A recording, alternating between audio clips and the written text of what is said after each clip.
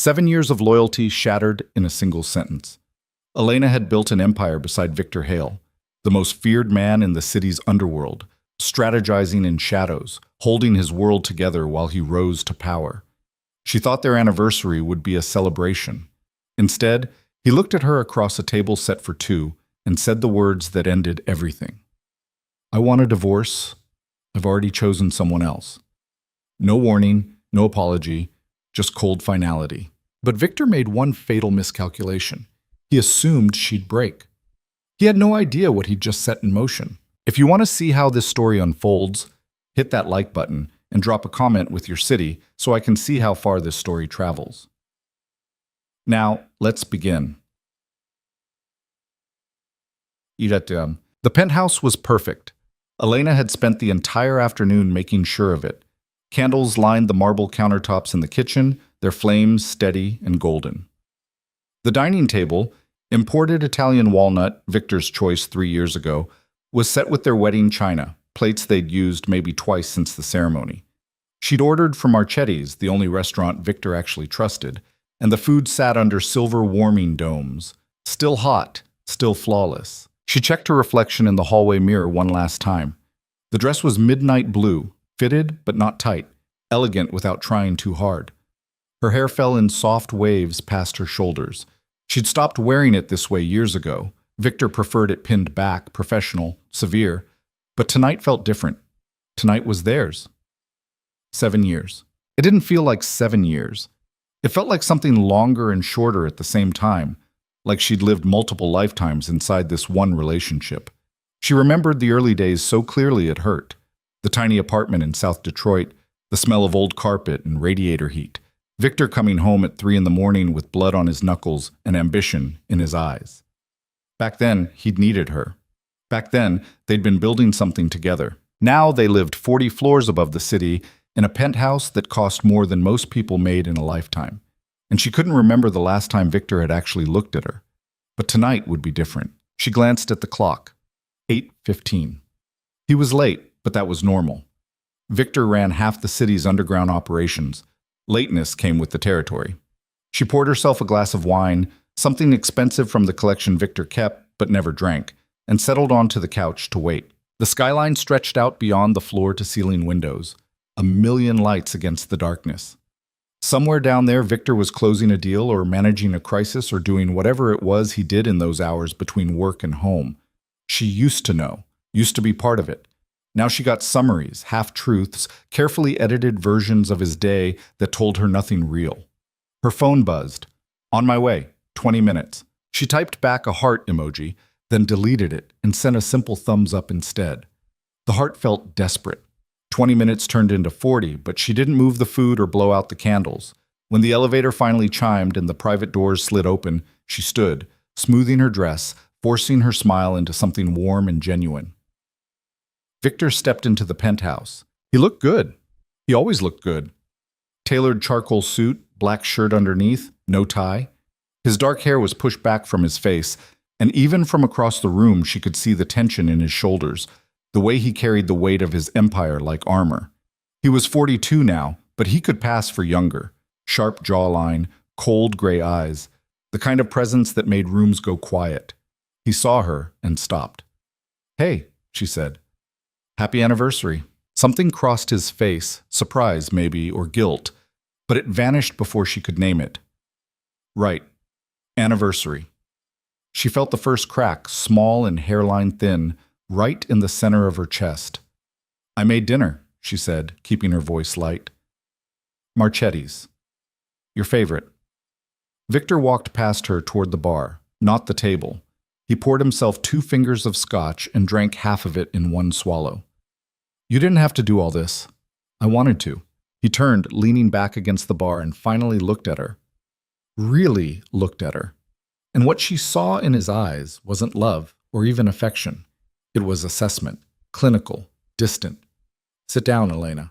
The crack widened. "Dinner's getting cold," she said.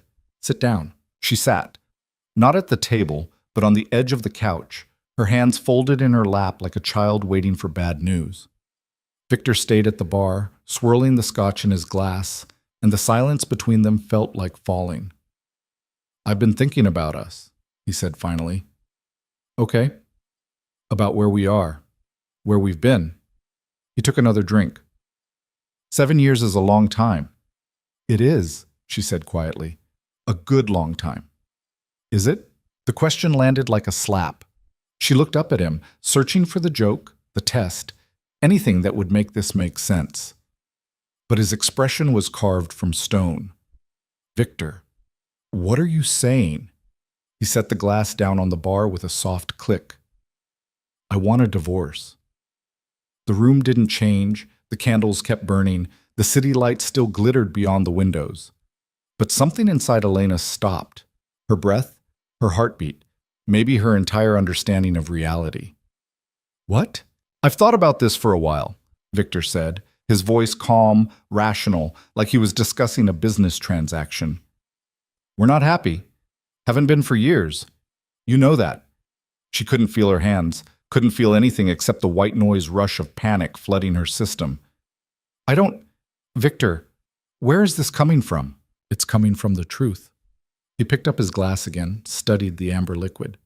We got married young. We built something together. I'm not denying that. But people change. Situations change. So we work on it. Her voice cracked. She hated that it cracked. We figure it out. We don't just... There's someone else.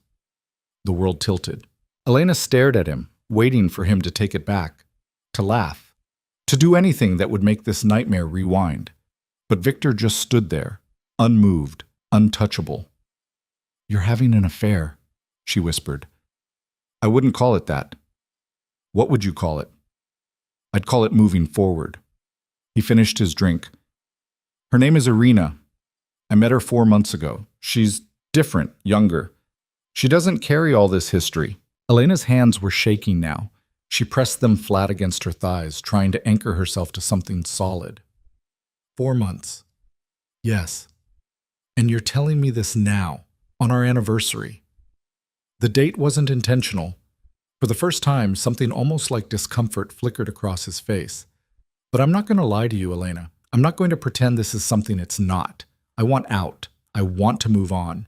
And I think, if you're honest with yourself, you want that too. Don't tell me what I want. The words came out sharper than she intended, edged with something that felt like anger but burned hotter. Don't you dare stand there and tell me what I want. Victor's jaw tightened. I'm trying to do this cleanly. Cleanly? She laughed, and it sounded unhinged even to her own ears. You think there's a clean way to do this? After everything? After everything? His voice rose slightly, the first real emotion breaking through. What everything, Elena? The last 2 years where we barely speak? Where you walk around this place like a ghost? When's the last time we had an actual conversation? When's the last time we... Don't! She stood abruptly, her legs unsteady. Don't make this about me.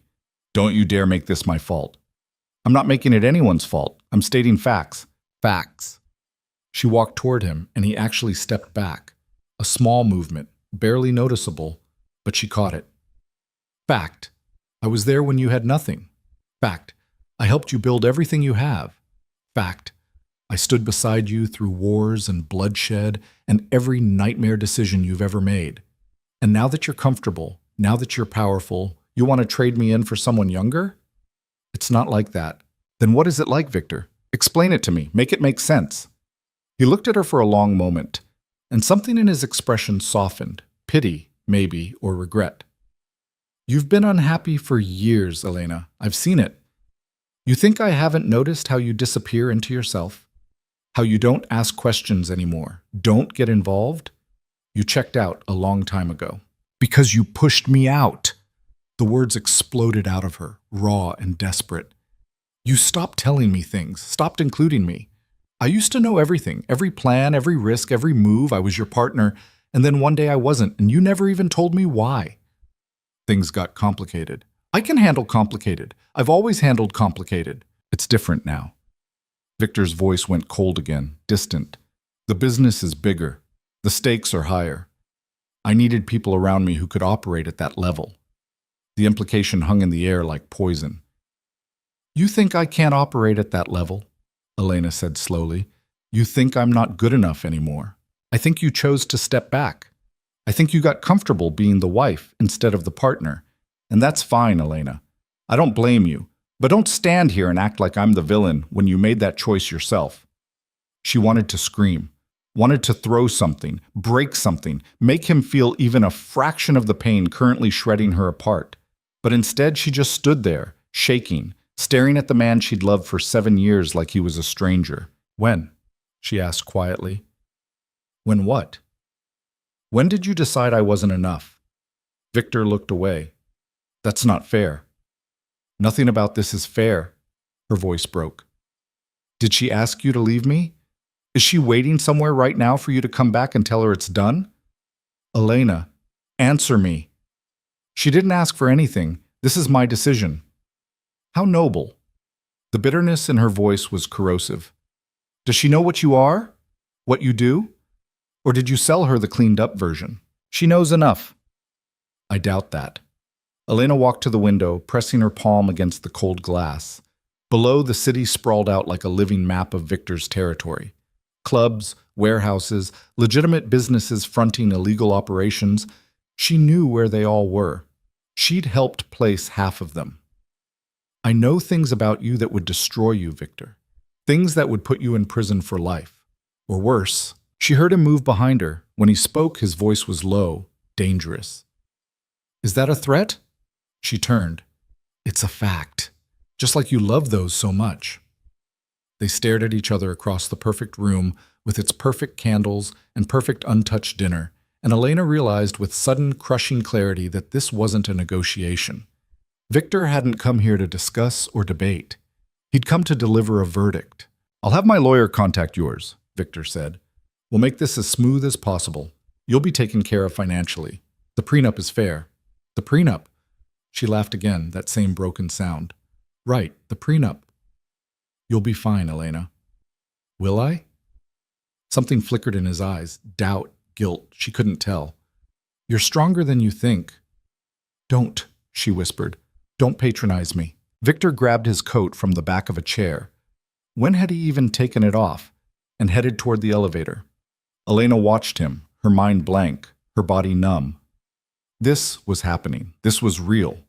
He pressed the button. The doors slid open. Victor? He paused, not turning. Did you ever love me? Her voice was small, childlike.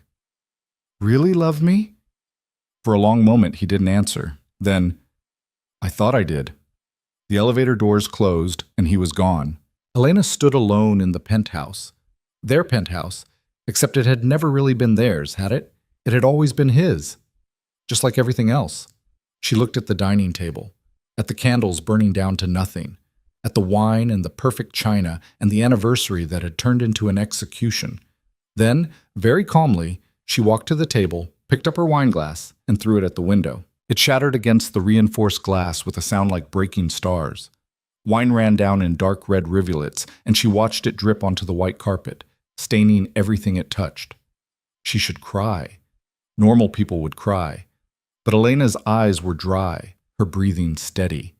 She felt hollowed out, scraped clean, like someone had reached inside her chest and removed everything vital. The candles kept burning. She stood there for hours, at least it felt like hours, before she moved again. When she finally did, her body felt mechanical, disconnected. She blew out the candles one by one, put the untouched food into containers and stored it in the refrigerator, cleared the table, hung her coat in the closet. Then she walked to the bedroom she'd shared with Victor for 5 years since they'd moved into this place, and started packing. She didn't take everything, just clothes, toiletries, a few books, personal things. Everything else could burn for all she cared. The designer handbags Victor bought her, the jewelry, the art on the walls. None of it was hers, she'd just been borrowing it. Her phone buzzed, a text from an unknown number. The apartment on 7th Street is ready. Key is with the doorman. Take all the time you need. M. Marcus, Victor's head of security and one of the few people in this organization who'd ever treated her like a person instead of a trophy. She typed back a quick thank you and kept packing. By midnight, she was done. She stood in the doorway of the penthouse one last time, looking at the space that had been her prison disguised as paradise. The wine stain on the carpet looked black in the low light. She didn't clean it up. Let Victor explain that to Irina. The apartment on 7th Street was small, a studio, barely furnished, the kind of place college students rented. But it was clean and quiet, and most importantly, it was hers. No Victor, no memories, no ghosts. Elena set her bags down and sat on the edge of the narrow bed. The window looked out onto a brick wall. No city views, no luxury, just reality. And then, finally, she cried. She cried for the girl who'd believed in love, for the woman who'd sacrificed everything for a man who'd never really seen her. For 7 years of loyalty rewarded with abandonment. She cried until her throat was raw and her eyes were swollen and she had nothing left inside. When she was done, she lay back on the bed and stared at the ceiling. Somewhere across the city, Victor was probably with Irina, laughing, celebrating, moving forward. And here she was, alone. Starting over at 34 with nothing except the clothes in her bag and the knowledge that she'd helped build an empire she'd never see again. She closed her eyes. Tomorrow, she told herself. Tomorrow you figure out what comes next. But tonight, she was allowed to break. The morning came too bright and too early. Elena woke to sunlight cutting through the thin curtains, her head pounding, her eyes crusted with dried tears. For a few blissful seconds, she didn't remember. Then it all came crashing back. Victor's face, his words, the casual cruelty of it all. She forced herself out of bed. The bathroom mirror was unkind. Her eyes were puffy, her skin blotchy, her hair a tangled mess. She looked like someone who'd been crying for hours. Because she had been. She showered until the water ran cold, scrubbing herself like she could wash away the memory of last night. Then she dressed in jeans and a sweater, clothes she hadn't worn in years, comfortable things Victor had always hated, and stepped out into the world. 7th Street was nothing like the neighborhood she'd left behind. No doormen, no marble lobbies, no private elevators. Just regular people living regular lives. A bodega on the corner, a laundromat, a diner with cracked vinyl booths and coffee that cost $2. She walked without direction, letting her feet carry her wherever they wanted. After 20 minutes, she found herself standing outside a small cafe she'd never noticed before. Through the window, she could see mismatched furniture, local art on the walls, a barista with pink hair and too many piercings. It looked nothing like the places Victor frequented. She went inside. The coffee was good, actually good, not just expensive. She ordered it black, found a corner table, and sat down with a book she'd grabbed from her bag without looking. It turned out to be one she'd started months ago and never finished. Victor hadn't liked her reading at home. Said it made her distant. She was 3 pages in when someone spoke. "Is this seat taken?" She looked up. The man standing there was tall, maybe late 30s, with kind eyes and an apologetic smile. He wore a worn leather jacket and carried his coffee in a to-go cup. "It's all yours," Elena said. "Thanks. Place is packed." He sat down, pulled out a laptop. "I'm Adrian, by the way." "Elena?" "Nice to meet you, Elena." He opened his laptop, and that should have been the end of it, a polite exchange between strangers. Except, "First time here?" he asked. She blinked. "Is it that obvious?" "Little bit." His smile was genuine. "You have that just discovered something good look. I had the same expression when I found this place 6 months ago." "It's nice," she said carefully. "Quiet. Best coffee in the neighborhood, and they don't water down the espresso like Starbucks." He took a sip of his drink. "Sorry, I'm interrupting your reading." "No, it's..." She realized she was smiling, actually smiling. "It's fine." They talked for 30 minutes. Not about anything important, just surface things. Adrian was a freelance photographer, mostly corporate work, but sometimes weddings. He'd moved to the city 5 years ago from Portland. He liked old movies and hated jogging, but did it anyway because his doctor said he should. He didn't ask what she did. Didn't ask about her life, but didn't look at her like she was a puzzle to solve or a possession to acquire. He just talked to her like she was a person. When his phone buzzed and he had to leave for a shoot, he stood, grabbed his coffee, and paused. "Hey, I'm here most mornings around this time," he said. "If you want a coffee, buddy." Elena felt something shift in her chest. Not the breaking from last night, but something else. Something small and tentative and alive. "Maybe I'll see you around," she said. "Hope so." He left, and she watched him go, then looked down at her book. She hadn't read a single word since he sat down. Her phone buzzed, A text from Victor's lawyer. We should schedule a meeting to discuss terms. Are you available this week? She stared at the message for a long time. Then she turned her phone face down on the table and went back to her book. For the first time in 7 years, the world didn't revolve around Victor Hale, and it felt like breathing. The meeting with Victor's lawyer happened 3 days later in a glass tower downtown that smelled like expensive cologne and quiet threats. Elena wore black, not because she was mourning, but because it was the only thing in her closet that still felt like armor. The lawyer's name was Richard Moss, a man in his 50s with silver hair and a smile that never reached his eyes. He sat across from her at a mahogany conference table, a stack of documents between them thick enough to stop a bullet. Mrs. Hale, he said, sliding the first set of papers toward her. Let's make this simple. Elena didn't touch them. Where's Victor? Mr. Hale felt it would be more productive if we handled the preliminary discussions directly. How convenient. Moss's smile tightened. The prenuptial agreement is very clear. You're entitled to a lump sum payment of $2 million, plus the contents of your joint savings account, which currently holds approximately $300,000. The penthouse remains Mr. Hale's property, as do all business assets and holdings. $2 million. It sounded like a fortune. It was nothing compared to what Victor was worth, what they'd built together. And what about the businesses I helped establish? Elena asked quietly. Which businesses would those be? The shipping company, the real estate holdings in the warehouse district, all registered under Mr. Hale's name or corporate entities he controls. Moss opened a folder, scanned a page. According to our records, you held no official position in any of these ventures. Because Victor wanted it that way. For protection, he said. So I couldn't be implicated. Then you understand why you have no legal claim to them. She understood perfectly. She'd been erased.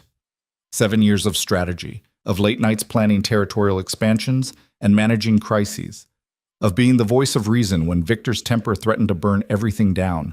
None of it existed on paper. She'd been a ghost helping to build an empire, and now that the empire was solid, the ghost could be dismissed. The offer is generous, Moss continued. Mr. Hale wants to be fair. Fair, Elena repeated. The word tasted like acid.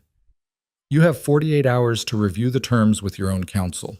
After that, we'd like to proceed quickly. Mr. Hale is eager to finalize things. I'm sure he is. She stood. Tell Victor I'll have my answer soon. Mrs. Hale. It's Miss Volkov now. Her maiden name felt strange in her mouth after 7 years.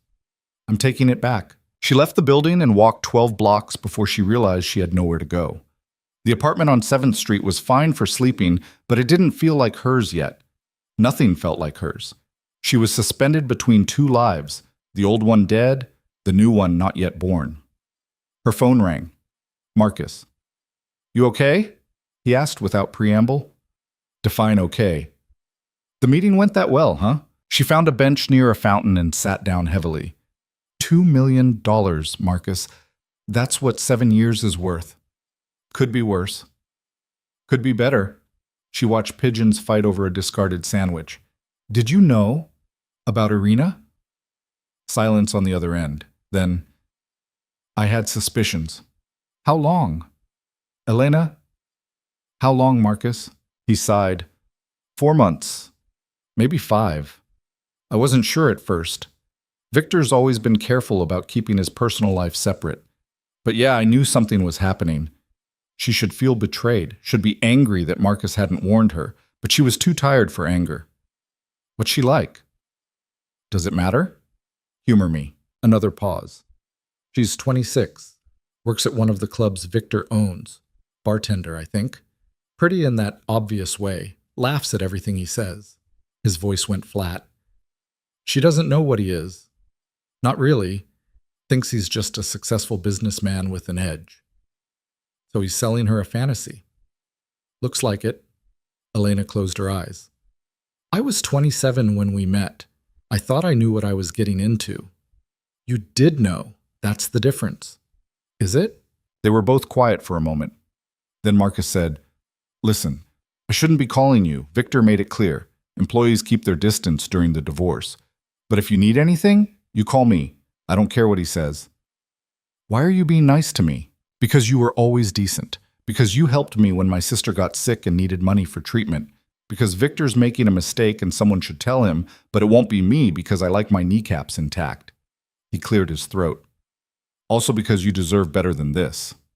Thanks, Marcus. Take care of yourself, Elena. She hung up and sat there until the sun started to set, watching the city move around her, people with jobs and families and normal problems. She envied them so much it physically hurt. When she finally stood to leave, she realized she was only a few blocks from the cafe, the one where she'd met Adrian. She checked her watch, 6:30. He'd said mornings, not evenings. He wouldn't be there. But she went anyway. The cafe was different at night. Dimmer lighting, jazz playing softly through speakers, a completely different crowd. Students typing furiously on laptops, a couple sharing a dessert, an old man reading a newspaper like the internet didn't exist. She ordered a tea this time and found a seat by the window. She wasn't sure what she was doing here. Hiding, maybe. Or hoping for something she couldn't name. Elena? She looked up. Adrian stood there in the same leather jacket, holding a camera bag. Adrian, hi. Didn't expect to see you here this late. He gestured to the empty chair. Mind if I... Please. He sat down, setting his camera bag carefully on the floor.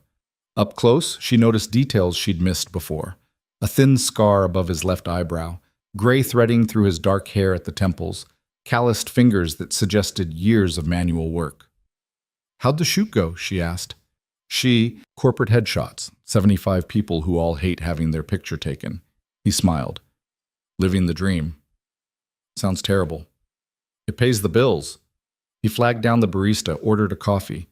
What about you? What do you do? The question she'd been dreading. I'm between things right now. Ah, the dreaded transition period. Something like that. He didn't push, which she appreciated more than he could know. Instead, he said, You look like you had a rough day. Is it that obvious?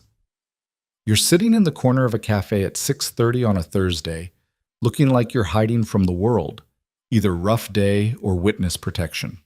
She laughed, actually laughed. Option A. Want to talk about it? Not really. Fair enough. The barista brought his coffee. He took a sip, made a satisfied sound. Then let's talk about something else. You ever been to the photography exhibit at the Modern? No. You should go. They're doing this whole series on urban decay. Abandoned buildings, empty lots, the parts of the city people pretend don't exist. It's beautiful in this awful way. That sounds depressing. It is. But it's also honest. He pulled out his phone, showed her a photo he'd taken. An old warehouse with broken windows, weeds growing through cracked concrete, and somehow the light hitting it made it look almost sacred. Sometimes the broken things are the most interesting. Elena stared at the image. Can I ask you something? Sure. Why are you being nice to me? You don't know me. Adrian looked genuinely confused by the question. Do I need a reason? You seem like you could use a friendly face. I have a friendly face. Simple math. People don't usually work that way. Maybe you've been around the wrong people. He said it lightly, but something in his tone suggested he knew more than he was saying. They talked for 2 hours, about photography and books and the best terrible movies they'd ever seen, about travel, places they'd been, places they wanted to go, about nothing important and everything important at the same time. Adrian told her about growing up in a small town in Oregon, about his parents who still didn't understand why he'd chosen art over law school, about a failed engagement 5 years ago that had brought him to this city in the first place. What happened? Elena asked. With the engagement, we wanted different things. She wanted stability, a house in the suburbs, 2.5 kids. I wanted to take pictures of things that made me feel something. He shrugged. We tried to compromise, but you can't really compromise on fundamental incompatibility. No, Elena said quietly. You can't. What about you? Ever been married? The question landed like a punch. She must have shown it on her face because Adrian immediately backtracked. Sorry, I'm getting divorced, she said, the first time she'd said it out loud to anyone outside the legal process. Actually, I'm already divorced in every way that matters, just waiting for the paperwork. Shit. I'm sorry. Don't be. It was... She stopped, searching for the right word. Inevitable. How long were you married? 7 years. Adrian winced. That's a long time. Yesi ASEAN Sada. She traced the rim of her teacup with one finger. The worst part isn't that it ended. It's that I saw it coming and did nothing. I watched us fall apart in slow motion and convinced myself it was fine. It was normal. Every marriage goes through rough patches. I made excuses for years. That's not your fault, isn't it? I chose to ignore it. I chose to stay small and quiet and convenient. Or maybe you chose to fight for something you believed in, and the other person gave up first. Adrian's voice was gentle, but firm. There's a difference between staying and surrendering. Sounds like you were still fighting. Elena felt something crack open in her chest, not breaking, but opening, like a door she'd kept locked for years finally giving way. I don't know who I am without him. Isn't that pathetic? I'm 34 years old and I have no idea who Elena Volkov is supposed to be. Then you get to figure it out. That's not pathetic. That's an opportunity. You make it sound easy. It's not. It's going to be hard as hell, but hard doesn't mean impossible. He checked his watch, grimaced. I have an early shoot tomorrow. I should get going. They stood. Elena felt an unexpected pang of disappointment that the evening was ending. Thanks, she said, for listening. Anytime. Adrian shouldered his camera bag. I meant what I said before. I'm here most mornings if you want company. No pressure, but the offer stands. I might take you up on that. I hope you do. He left and Elena sat back down, finishing her tea even though it had gone cold. Through the window, she could see Adrian walking down the street, hands in his pockets, just another person moving through the city. When was the last time someone had listened to her like that? Really listened, not just waiting for their turn to talk or checking their phone or thinking about the next crisis that needed managing? She couldn't remember, maybe never. Her phone buzzed, a text from an unknown number. Victor wants an answer by Monday.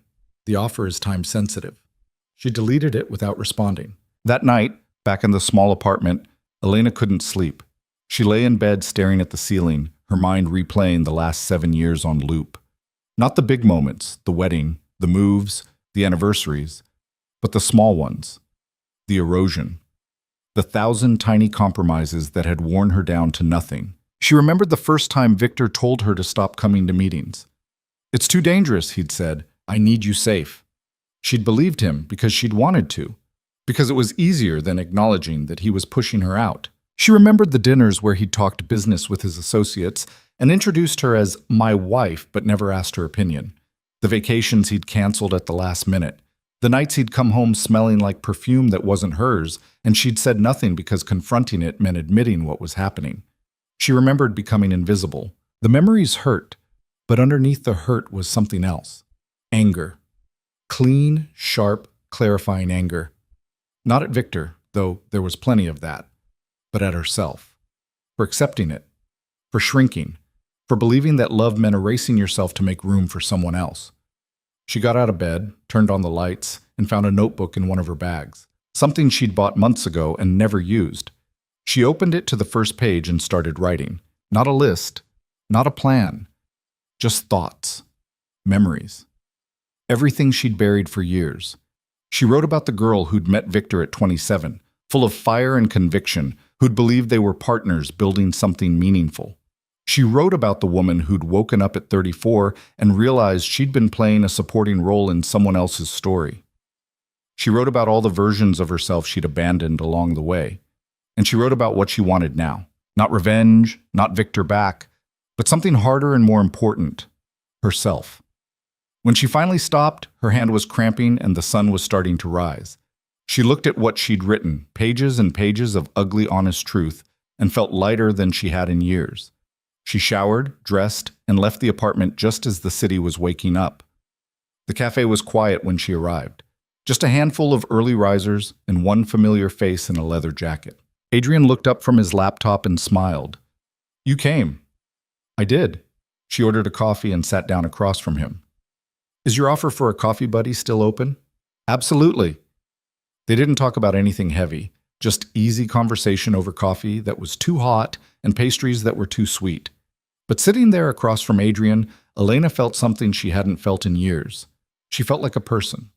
Not Victor's wife, not the silent partner, not the woman behind the man, just Elena. And maybe that was enough to start with. The days started to develop a rhythm. Mornings at the cafe with Adrian, afternoons walking the city or reading in parks, evenings alone in the apartment working through the wreckage of her marriage on paper. Elena met with her own lawyer, a sharp woman named Patricia Chen, who took one look at Victor's offer and called it insulting. "You were with him from the beginning," Patricia said, spreading documents across her desk. "You helped build this empire even if your name isn't on the paperwork. We can fight for more." "How much more?" "Depends on what you can prove." "Did you contribute financially, strategically?" Elena thought about all the late nights, the crisis management, the times she'd talked Victor down from decisions that would have gotten him killed. "Strategically, yes, but I can't prove it. Everything was verbal. He made sure of that." "Then we work with what we have. The prenup is valid, but there's room to negotiate, especially if we can demonstrate that your contributions went beyond the typical scope of a spouse." "How?" Patricia smiled. It wasn't warm. "We make him uncomfortable. We ask questions about business dealings he doesn't want examined in court. We hint at testimony that could expose things he'd rather keep buried.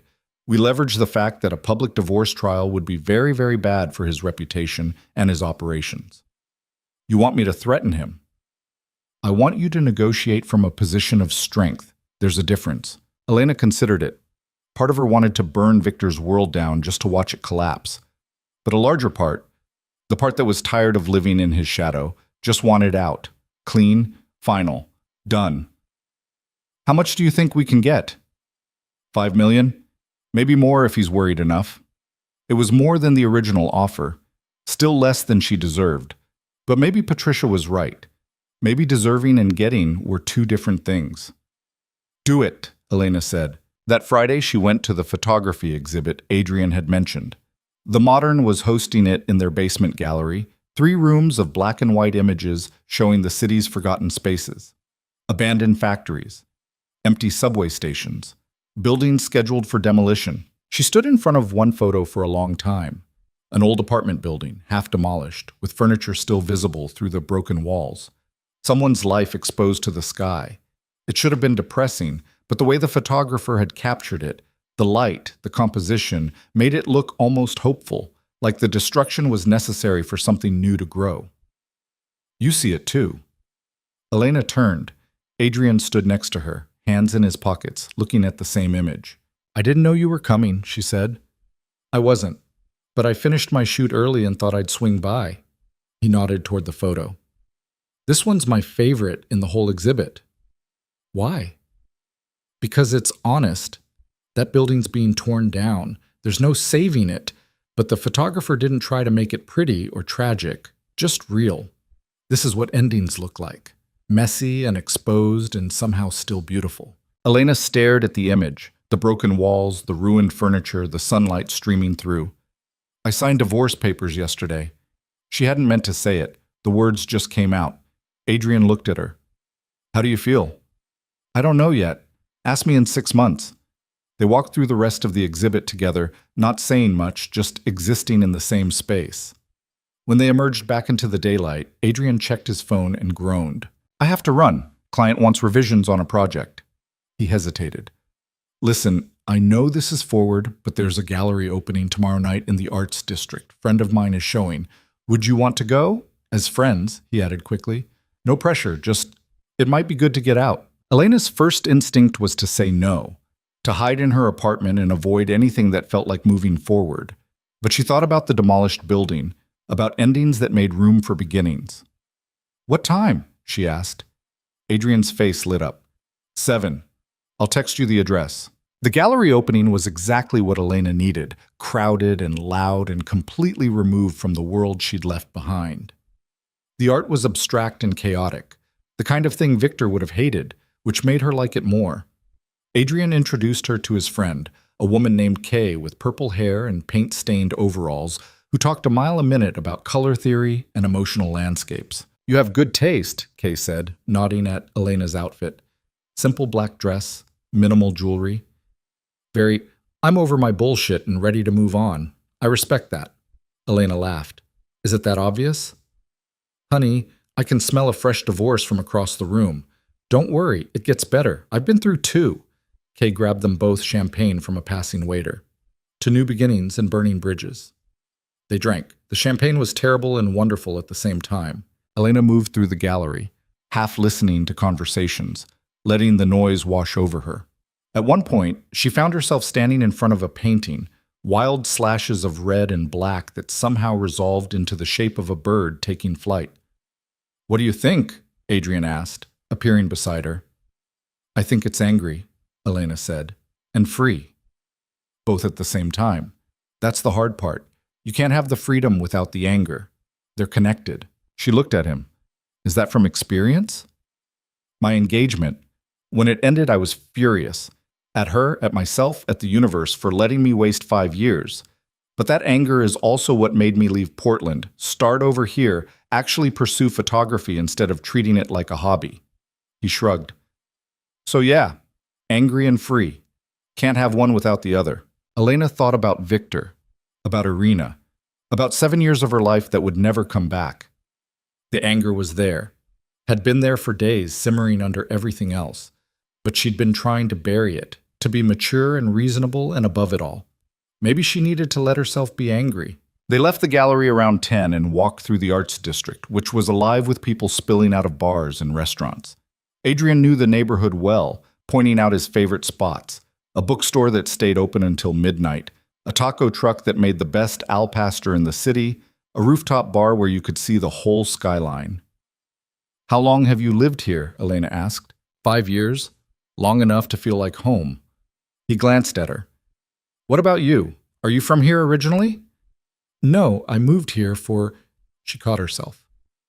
"For someone else. Followed them here and just stayed. And now? Now I'm figuring out if I want to stay for myself." They ended up at the rooftop bar Adrian had mentioned. It was crowded, but they found a corner spot with a view of the city spreading out in all directions. Elena stood at the railing, looking at the lights, and felt something strange. She felt small in a good way. Not diminished, but part of something larger. The city didn't care about her divorce or her anger or her confusion. It just kept moving. "Can I ask you something?" Adrian said. "Sure." "Earlier at the exhibit, you said you signed divorce papers. But you didn't sound sad. You sounded, I don't know, relieved?" Elena considered lying, making it sound mutual or amicable, or any of the polite fictions people tell about failed marriages. But Adrian had been honest with her. She could return the favor. "He left me for someone younger," she said, "on our anniversary. He told me he'd already made his choice and basically handed me a check to go away quietly. So yeah, I'm relieved. Relieved I don't have to pretend anymore." "Jesus, I'm sorry." "Don't be. I'm not." She surprised herself by meaning it. It hurt like hell at first. Still hurts, but staying would have hurt worse. Adrian was quiet for a moment. Then, "My ex told me I wasn't ambitious enough, that I'd rather take pictures of garbage than make real money. She wasn't wrong, exactly. I do take pictures of garbage sometimes." He smiled slightly.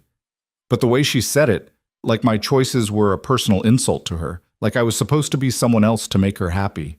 That's what broke us. Not the disagreement, the contempt. "Did you feel relieved when it ended?" "Eventually. First I felt like a failure, like I'd wasted her time and mine. But then I moved here and started actually living the life I wanted instead of the one I thought I was supposed to want. And yeah, relief doesn't even cover it." They stood there at the railing, shoulders almost touching, and Elena felt something shift. Not attraction, or not just attraction. Connection, the kind that comes from recognizing yourself in someone else's story. "Thank you," she said. "For what?" "For treating me like a person. Not a project or a problem or someone who needs fixing. Just a person." Adrian smiled. "That's a pretty low bar." "You'd be surprised." They stayed until the bar closed, talking about everything and nothing, and when Adrian offered to walk her home, Elena said yes. They walked slowly through the quiet streets, their conversation easy and comfortable, and when they reached her building on 7th Street, she didn't want the night to end. "This is me," she said. "Studio apartment building. Very bohemian. Very broke," she smiled. "But it's mine. That counts for something." Adrian hesitated. I had a good time tonight. We should do it again if you want. I'd like that. Yeah? Yeah. He smiled, that same genuine smile she'd noticed the first day in the cafe, and for a moment she thought he might kiss her, but he just squeezed her hand briefly and stepped back. See you Monday? He asked. Coffee? See you Monday. She watched him walk away, then climbed the 3 flights to her apartment. Inside, she locked the door and leaned against it, her heart beating faster than the stairs justified. For the first time in 7 years, she felt like herself. Not Victor's wife, not the woman she thought she was supposed to be. Just Elena. Messy and angry and free, and exactly where she needed to be. Her phone buzzed. A text from Patricia Chen. Victor's lawyer called. They're willing to negotiate, pushing for $5 million plus the savings account. I think we can get it. Your move. Elena stared at the message for a long time. $5 million. Enough to start over, enough to disappear completely from Victor's world. She typed back, take the deal. I want this finished. The response came immediately. You sure? We could push for more, I'm sure. End it. She set the phone down and looked around the small apartment, at the second-hand furniture and bare walls and life that was completely, utterly hers. $5 million wasn't what she deserved, but it was enough, and maybe enough was all she needed to start over. The settlement went through faster than Elena expected. 2 weeks after she'd told Patricia to take the deal, she was sitting in another glass conference room signing papers that officially ended her marriage. Victor wasn't there. Of course he wasn't. Richard Moss handled everything with the same cold efficiency he'd shown from the beginning, sliding documents across the table and pointing where she needed to initial, where she needed to sign. The funds will be transferred within 72 hours, Moss said. Once you sign the final release, all claims are settled. No further legal action from either party. Elena read through the release carefully. It was dense with legal language, but the message was clear. She was giving up any right to Victor's empire in exchange for the settlement. Everything she'd helped build, every strategy she'd contributed, every crisis she'd managed, gone, erased, like she'd never existed. She signed it anyway. Patricia walked her out of the building afterward. You sure you're okay with this? It's not too late to reconsider. I'm sure. Elena looked up at the sky, gray and heavy with rain that hadn't started falling yet. I don't want anything from him anymore. I just want to move forward. $5 million is a good start for moving forward. Patricia handed her a business card. If you need anything, investment advice, financial planning, whatever, call me. I know people. Thanks, Patricia. Take care of yourself, Elena. And for what it's worth, I think you're making the right choice. Elena watched her lawyer disappear into the midday crowd, then stood on the sidewalk for a long moment, feeling oddly disconnected from her own body. It was done. Actually, completely done. She was no longer Mrs. Hale, no longer tethered to Victor's world, no longer anything except herself. The feeling should have been liberating. Instead, it just felt empty. Her phone rang. Adrian. Hey, she answered. What's up? I know you said you had that meeting today. Just wanted to check in. How'd it go? She appreciated that he didn't ask what the meeting was about. He'd figured it out weeks ago, but never pushed for details. It's done. Officially divorced as of about 20 minutes ago. How do you feel? Ask me later. She started walking, no particular direction in mind. Right now, I just feel numb.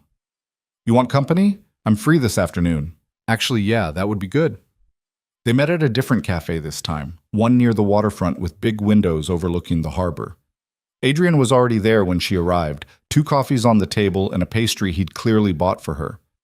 You look exhausted, he said. Thanks. Exactly what every woman wants to hear. I meant you look like you could use a break from thinking. He pushed the pastry toward her. Eat something. When's the last time you ate? She couldn't remember. Yesterday, maybe? Eat. She ate. It was good. Some kind of almond croissant that flaked everywhere and tasted like butter and comfort. They sat in companionable silence for a while, watching boats move across the water, and Elena felt the numbness start to crack around the edges. Can I tell you something weird? She asked. Please do. I thought I'd feel different, like fundamentally different. Like signing those papers would flip some switch and I'd suddenly be a new person. She picked at the croissant. But I just feel like me. Sadder me, maybe. More tired me, but still just me. That's not weird, that's normal. Is it? Yeah, endings don't transform you. They just give you space to figure out who you already are. Adrian took a sip of his coffee. When my engagement ended, I kept waiting for this big moment of clarity, this revelation about who I was supposed to become. Never came. I just woke up one day and realized I was already becoming it, slowly, without noticing. Elena looked at him, really looked at him. He was attractive in an understated way, the kind of person you might pass on the street without noticing, but who became more compelling the longer you knew him. Kind eyes, steady presence, no games, no angles, no hidden agendas. How did we meet? She asked suddenly. Adrian blinked. At a cafe, you were reading. I needed a table. No, I mean, how did we actually meet? I've been divorced for 20 minutes, and you're already the most stable relationship in my life. That's insane. Is it? He smiled. Maybe you just needed someone who wasn't complicated. Someone who showed up when they said they would and meant what they said. Low bar, but apparently hard to clear. You make it sound simple. It is simple. People make it complicated. He leaned back in his chair. Look, I'm not going to pretend I haven't thought about this. About us. I like you, Elena. I like spending time with you, but I also know you just got out of a 7-year marriage and probably need space to breathe before jumping into anything new. So I'm not pushing. I'm just here. For as long as you want me to be. Something in Elena's chest loosened. Not opening, not breaking, just loosening. Like a knot she'd been carrying for years finally starting to untangle. Thank you, she said quietly. For what? For not needing me to be anything except what I am right now. Which is kind of a mess. We're all kind of a mess. You're just more honest about it. They stayed at the cafe until the afternoon light started to fade, talking about nothing important. Adrian told her about a wedding he was shooting that weekend, about the bride who'd already called him 6 times with special requests. Elena told him about an apartment she'd looked at that morning, something bigger than the studio, with actual windows and a kitchen that didn't double as a hallway. You thinking about staying in the city? Adrian asked. I don't know. Maybe. There's nothing keeping me here, but there's nothing calling me away either. She stirred her coffee, even though it was already mixed. I thought about moving, fresh start, new city, all that. But then I realized I'd just be running, and I'm tired of running. So you stay. Maybe. Or maybe I stay long enough to figure out what I actually want, then decide. That sounds healthy. Sounds terrifying, Adrian grinned. Same thing. When they finally left the cafe, the sun was setting over the water, painting everything orange and pink. They walked along the harbor without any particular destination, and Elena felt something she hadn't felt in weeks. Present. Not thinking about the past or worrying about the future, just here, now, walking beside someone who asked nothing of her except her company. Can I show you something? Adrian asked. Sure. He led her away from the waterfront, through a neighborhood she didn't recognize, until they reached an old building that looked half abandoned. The sign out front said it used to be a textile factory. What is this? Elena asked. Artist Studios. They converted it a few years ago. I rent space here for developing prints and working on projects. He unlocked a side door. Come on. Inside the building was exactly what she'd expected. High ceilings, exposed brick, the smell of paint and chemicals and creative chaos. Adrian's studio was on the 3rd floor, a large open space with work tables and equipment and photographs covering every available surface. This is where the magic happens, he said, flipping on lights, or where I waste hours trying to make mediocre work look decent. Depends on the day. Elena walked through the space, looking at the prints hanging to dry, the contact sheets scattered across tables, the half-finished projects pinned to boards. Most of it was the kind of work she'd seen at the exhibit. Urban decay, forgotten spaces, the hidden corners of the city. But there was other stuff too. Portraits of people caught in unguarded moments. Street scenes full of life and movement. A series of close-ups so intimate they felt like secrets. These are beautiful, she said. They're fine. I'm working on it. He moved to one of the tables, started organizing prints. I wanted to show you because, I don't know, you said earlier you felt like you weren't a new person after the divorce, like nothing had changed. But that's the thing about change. It's not this dramatic transformation. It's small, incremental, like developing a photograph. He held up a print. The image was barely visible, ghostly. This is the first stage. You can kind of see what it is, but it's not clear yet, not finished. He grabbed another print, slightly more defined. This is further along. The image is coming into focus, but it's still not quite there. A third print, fully developed. And this is the final version. Same image from the beginning, just revealed. It was always there. The process just made it visible. Elena stared at the three prints. You think I'm developing? I think you're becoming visible. To yourself. Adrian set the prints down. The person you're going to be, she's already there. You're just in the process of revealing her. It was the kind of metaphor that should have felt cheesy or forced, but standing there in Adrian's studio, surrounded by images of things becoming clear through patient process, it somehow made perfect sense. I'm scared, she admitted. What if I reveal myself and I don't like what I find? Then you keep developing. You're not fixed, Elena. None of us are. We're all just working with what we've got and hoping it turns into something good. She wanted to kiss him. The impulse came suddenly and strong, and for a moment she almost did, but something held her back. Not fear exactly, but awareness. She wasn't ready. Not because she didn't want him, but because she needed to be whole first, or at least closer to whole. Adrian seemed to sense it. He stepped back, gave her space. You hungry? There's a great dumpling place around the corner. Starving. They left the studio and found the restaurant, a tiny hole in the wall with plastic tables and a menu entirely in Mandarin. Adrian ordered for both of them in broken Chinese that made the owner laugh, and they ate dumplings that were too hot and too perfect while arguing about whether the best movie of the last decade was a sci-fi epic or a quiet indie drama. By the time Elena got back to her apartment that night, it was past 11 and she was exhausted in the best possible way.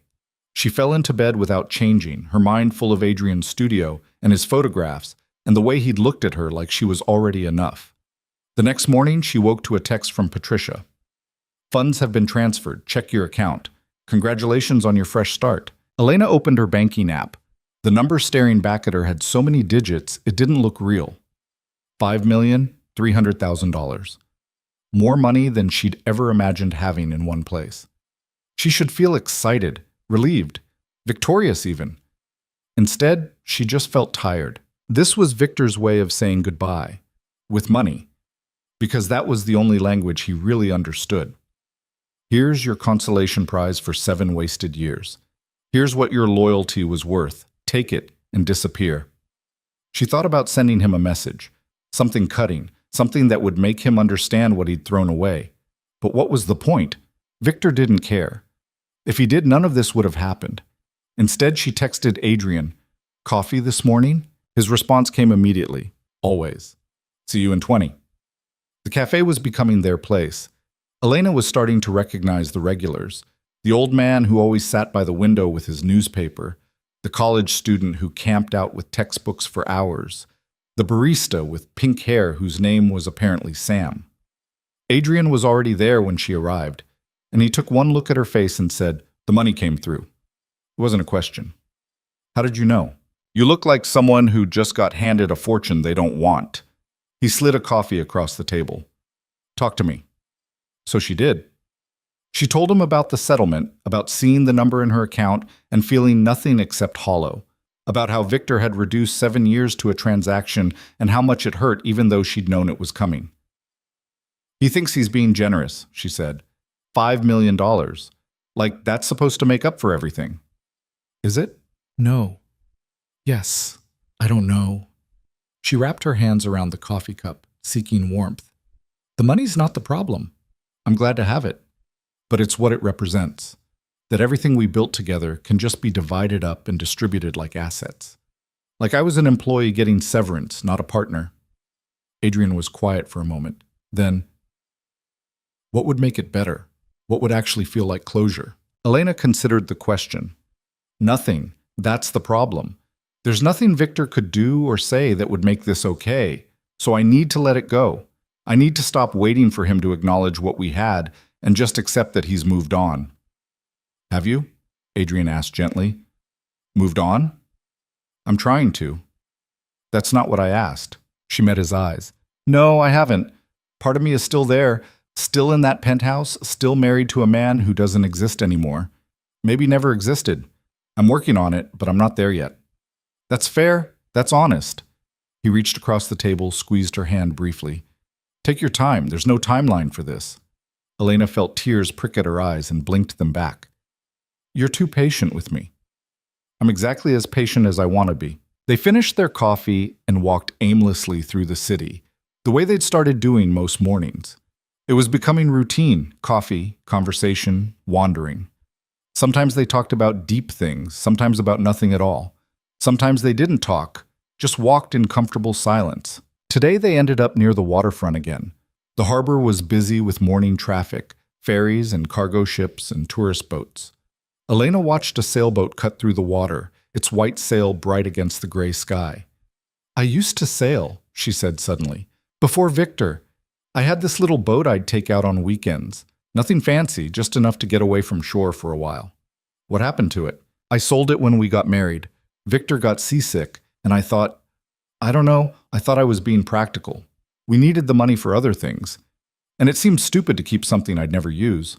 She smiled sadly. I miss it sometimes. The quiet. The way everything on land seemed small and manageable when you were out on the water. You could get another boat. With what? $5 million? She laughed. That seems ridiculous. Why? You have the money. You love sailing. Why is that ridiculous? Because I don't know if I even remember how. It's been 7 years. So you learn again. Take lessons. Start small. Adrian looked at her. Or you could just buy a boat and figure it out as you go. What's the worst that could happen? I could drown. You could also remember something you loved and get it back. Elena thought about it. Actually thought about it. About buying a boat, learning to sail again, spending weekends on the water like she used to. It seemed impossible and perfect at the same time. Maybe, she said. That's a start. They were walking past a coffee cart when Elena saw him, Victor, just across the street, coming out of a restaurant with a woman on his arm. Young, blonde, laughing at something he'd said. Irina. Elena stopped so abruptly that Adrian almost walked into her. What's wrong? He asked. She couldn't speak, couldn't move.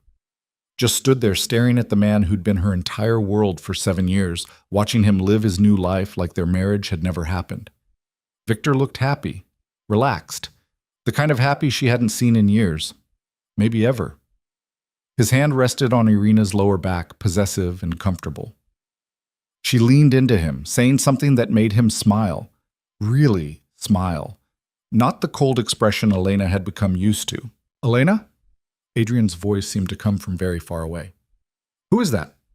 My ex-husband. She watched Victor hail a cab, watched him open the door for Irina, the way he used to do for Elena in the beginning, watched them drive away, probably back to the penthouse, back to the life that used to be hers.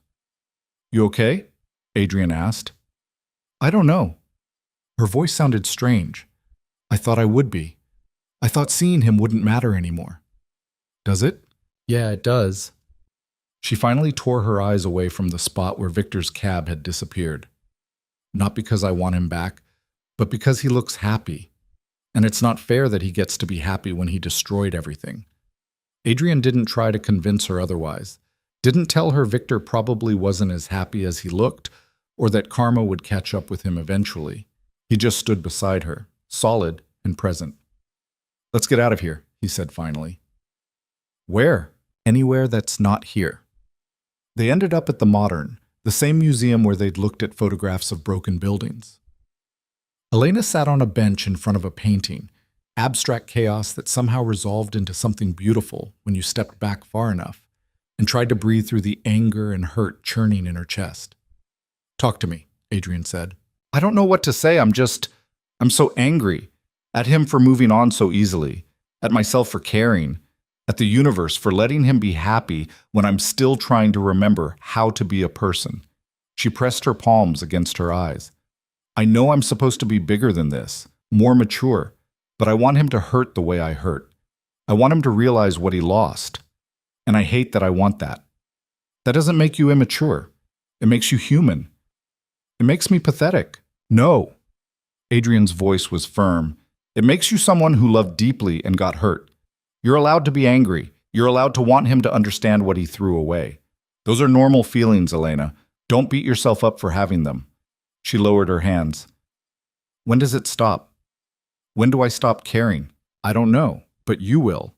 One day you'll see him and feel nothing, or you'll feel pity, or you'll just feel grateful it ended. He paused. You're not there yet, and that's okay. You don't have to be. They sat in silence for a while. Then Elena said, she looked happy too. Irina, like she has no idea what she's gotten into. Maybe she doesn't. Should I warn her? Would you listen if someone warned you 7 years ago? Elena thought about the girl she'd been at 27, confident, in love, certain she could handle anything Victor's world threw at her. No, I wouldn't. Then save your energy. She'll figure it out or she won't. Either way, it's not your problem anymore. He was right. Intellectually, Elena knew he was right. But emotionally, she was still standing on that street corner, watching Victor walk away with someone new, feeling like she'd been erased from his life so completely it was like she'd never existed at all. I should be over this by now, she said quietly. It's been weeks. I signed the papers. I took the money. I should be done. Healing isn't linear. Some days you'll feel fine. Some days you'll feel like this. That's how it works. Adrian stood, offered her his hand. Come on. I want to show you something. She let him pull her to her feet and followed him through the museum to a different gallery. This one was full of sculptures, abstract forms in marble and bronze and steel. Look at this one, Adrian said, stopping in front of a massive piece that looked like twisted metal. You see chaos, right? Just metal bent into random shapes. Yeah. Now walk around it. She circled the sculpture slowly. From different angles, the chaos started to resolve into patterns, intentional curves, deliberate balance. What had looked random from the front was actually carefully constructed from every other angle. It's all about perspective, Adrian said. Where you're standing determines what you see. Right now, you're standing in the worst possible spot, right in the middle of the pain, looking at Victor being happy while you're struggling. But that's not the whole picture. That's just the angle you're seeing from right now. So what's the better angle? There isn't one better angle. There's just different angles. And eventually, if you keep moving, you'll find a spot where this all makes sense, where you can see the whole shape of your life and understand why this had to happen. He looked at her. But you have to keep moving. You can't stay stuck in this one position. Elena stared at the sculpture, walking around it again, watching it change with every step. You should have been a therapist. Nah. I just take pictures of broken things and pretend that makes me wise. He smiled. Come on. Let's go do something that has nothing to do with your ex. Like what? I don't know. Something fun. When's the last time you did something just because it sounded fun? She couldn't remember. They ended up at a batting cage in an entertainment complex across town. Elena hadn't held a baseball bat since high school, and her first few swings missed completely. But Adrian was patient, adjusting her stance, showing her how to watch the ball, and eventually she started making contact. The solid thunk of bat meeting ball was satisfying in a way she hadn't expected. You're getting it, Adrian called from the next cage over. I'm getting something. She swung and connected solidly, sending the ball flying back into the netting. This is actually kind of great. Told you. They stayed until her arms were sore, and she was laughing too hard to swing properly. Walking back to the car, Elena felt lighter than she had in weeks. Not healed, she wasn't naive enough to think an afternoon at the batting cages had fixed anything. But lighter. Like maybe Adrian was right about perspective. Thank you, she said as they drove back through the city. For what? For today. For not letting me spiral. For, I don't know. For being you. Adrian glanced at her, smiled. You're welcome, but you did the work. I just showed up. When he dropped her at her apartment, Elena lingered in the car for a moment. Can I ask you something? Always. Why are you doing this? Being my friend, putting up with my mess, spending your free time making sure I don't fall apart. What do you get out of it? Adrian turned to face her fully. Honestly, I like you. I like who you are when you're not trying to be someone else. I like that you're real and messy and not afraid to admit you're struggling. And maybe, he paused, maybe I see something in you that you don't see in yourself yet. And I want to be around when you finally see it too. Elena's breath caught. That's too much? I know. I have a habit of saying exactly what I'm thinking. He grimaced. Katie used to hate that about me. Said I was too intense. Your ex? Yeah, Katie, the one who thought I wasn't ambitious enough. She was wrong. Elena said it with absolute certainty. About the ambition thing, you're plenty ambitious. You're just ambitious about different things. Thanks. His smile was soft. Get some rest, Elena. I'll see you Monday? Monday. She climbed out of the car and watched him drive away, then stood on the sidewalk for a long time, her heart doing complicated things in her chest. Inside the apartment, she made tea and sat by the window, watching the city move below. Her phone buzzed, a text from Marcus. Saw Victor today with the new girl. Thought you should know he asked about you. Elena stared at the message. Then she typed back, What did he say? Asked if I'd heard from you, if you were doing okay. And what did you tell him? That you're better than okay, that you're doing great. Elena smiled. Thanks, Marcus. Anytime. You really are doing better, right? She thought about it. About the morning coffee with Adrian, the batting cages, the sculpture in the museum, the way her life was slowly starting to take shape around something other than Victor. Yeah, she typed. I really am. She set the phone down and looked out at the city, at the lights coming on as darkness fell, at the life happening everywhere around her. Victor was out there somewhere, living his new life with Irina. And she was here, living hers with Adrian and possibility and $5 million she didn't know what to do with yet. It wasn't perfect. It wasn't even good most days. But it was hers. And maybe that was enough. 3 weeks passed before Elena saw Victor again. 3 weeks of morning coffee with Adrian, of slowly transforming the studio apartment into something that felt like home, of learning to exist in a world that didn't revolve around Victor Hale's empire. She'd started looking at sailboats online, not seriously, just browsing, remembering what it felt like to want something for herself. She was at the grocery store when it happened. A mundane Tuesday afternoon trying to decide between 2 types of pasta sauce, when she heard his voice behind her. Elena. She turned. Victor stood 3 feet away, alone, wearing jeans and a plain black sweater. Casual clothes she'd almost forgotten he owned. He looked different than he had outside the restaurant with Irina. Tired, uncertain. Victor. Her voice came out steadier than she felt. Hi. I didn't expect to see you here. I live in the neighborhood now. She gestured vaguely. Small world.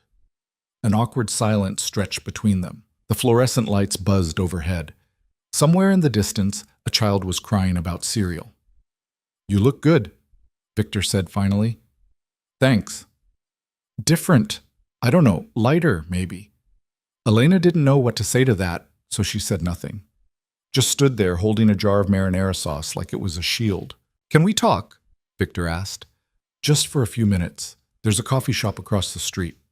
Every instinct told her to say no. To walk away, finish her shopping, go back to the life she was building without him.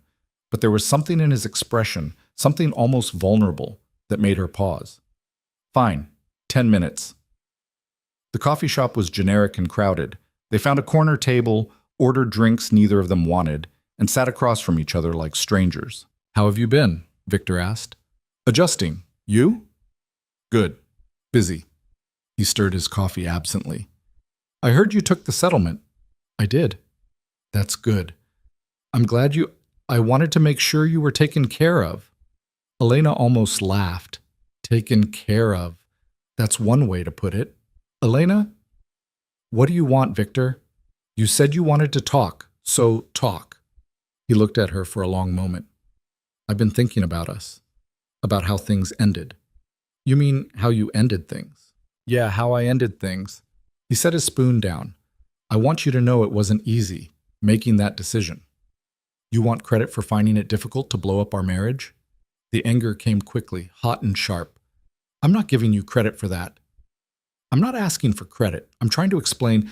There's nothing to explain, Victor. You fell for someone younger. You wanted out. You got out. End of story. It's not that simple. It is exactly that simple. Elena leaned forward. You don't get to make this complicated now. You don't get to show up at my grocery store and tell me it was hard for you. You made your choice. Live with it. Victor's jaw tightened. I'm trying to do the right thing here. The right thing was staying married to me, or at least having the decency to work on our problems before jumping into bed with someone else. This, she gestured between them, this is not the right thing. This is you trying to feel better about yourself. That's not fair. Nothing about this was fair. Elena stood. I'm done here. Enjoy your coffee. Wait. Victor reached across the table like he might grab her hand, then thought better of it. Please, just give me 5 more minutes. Why should I? Because I owe you an explanation, a real one. Elena sat back down slowly. You have 5 minutes. Victor took a breath, and for the first time since she'd known him, he looked genuinely uncomfortable. Things with Irina, they're not what I thought they'd be. I don't want to hear about your relationship problems. Just listen, please. He ran a hand through his hair. It's been 3 months, and it's already falling apart. We have nothing to talk about. She doesn't understand my work, doesn't want to understand it. She wants the lifestyle, the money, the excitement, but none of the reality.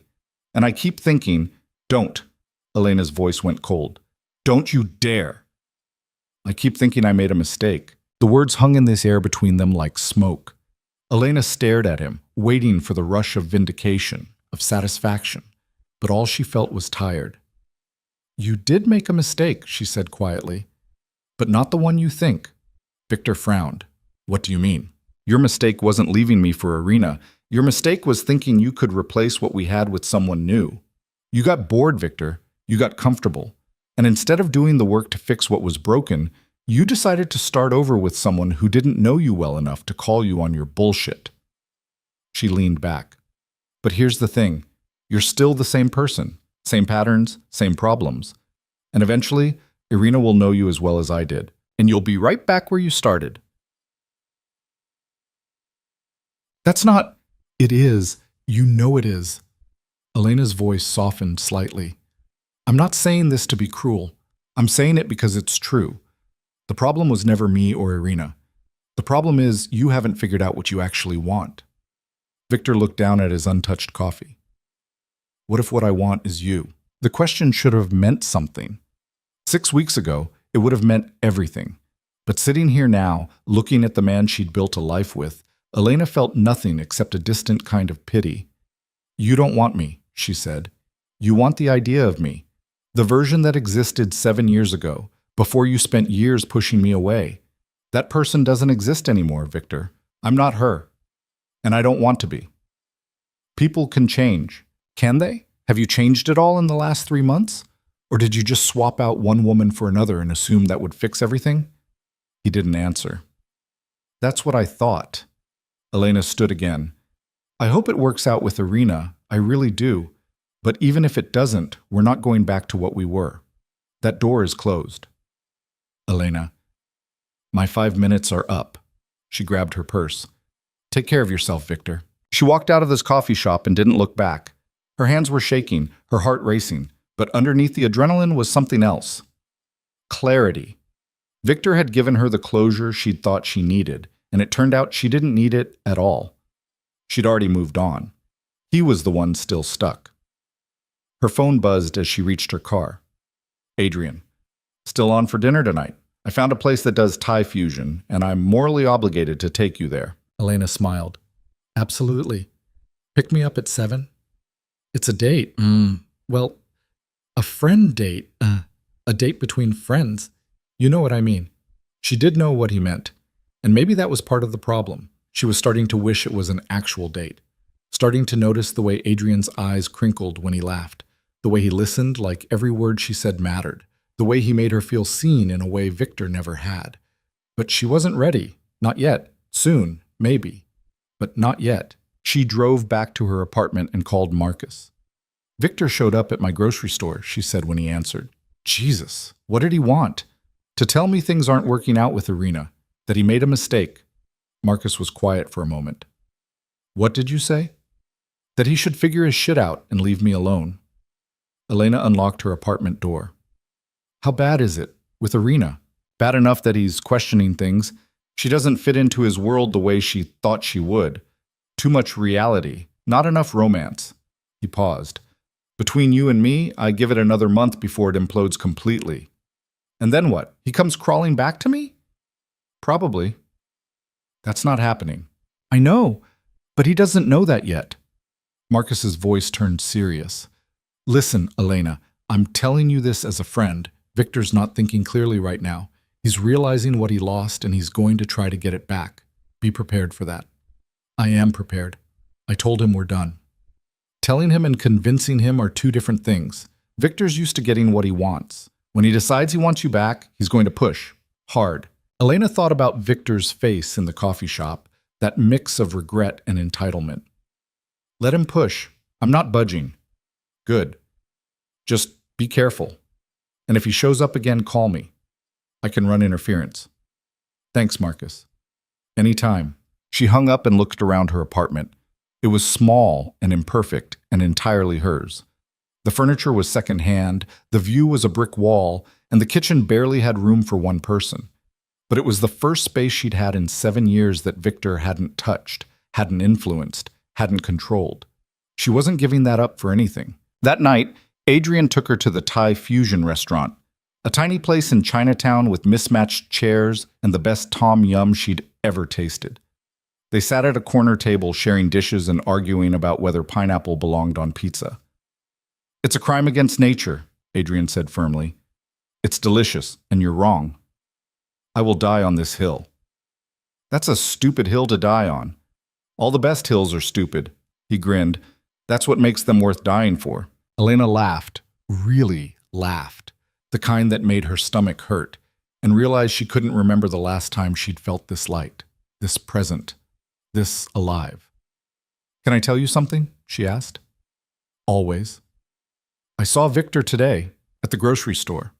Adrian's expression shifted slightly. How was that? Weird. He wanted to talk, so we got coffee. He told me things aren't working out with Irina and that he made a mistake leaving me. She took a sip of her wine. I told him we're done, that what we had doesn't exist anymore. How did he take it?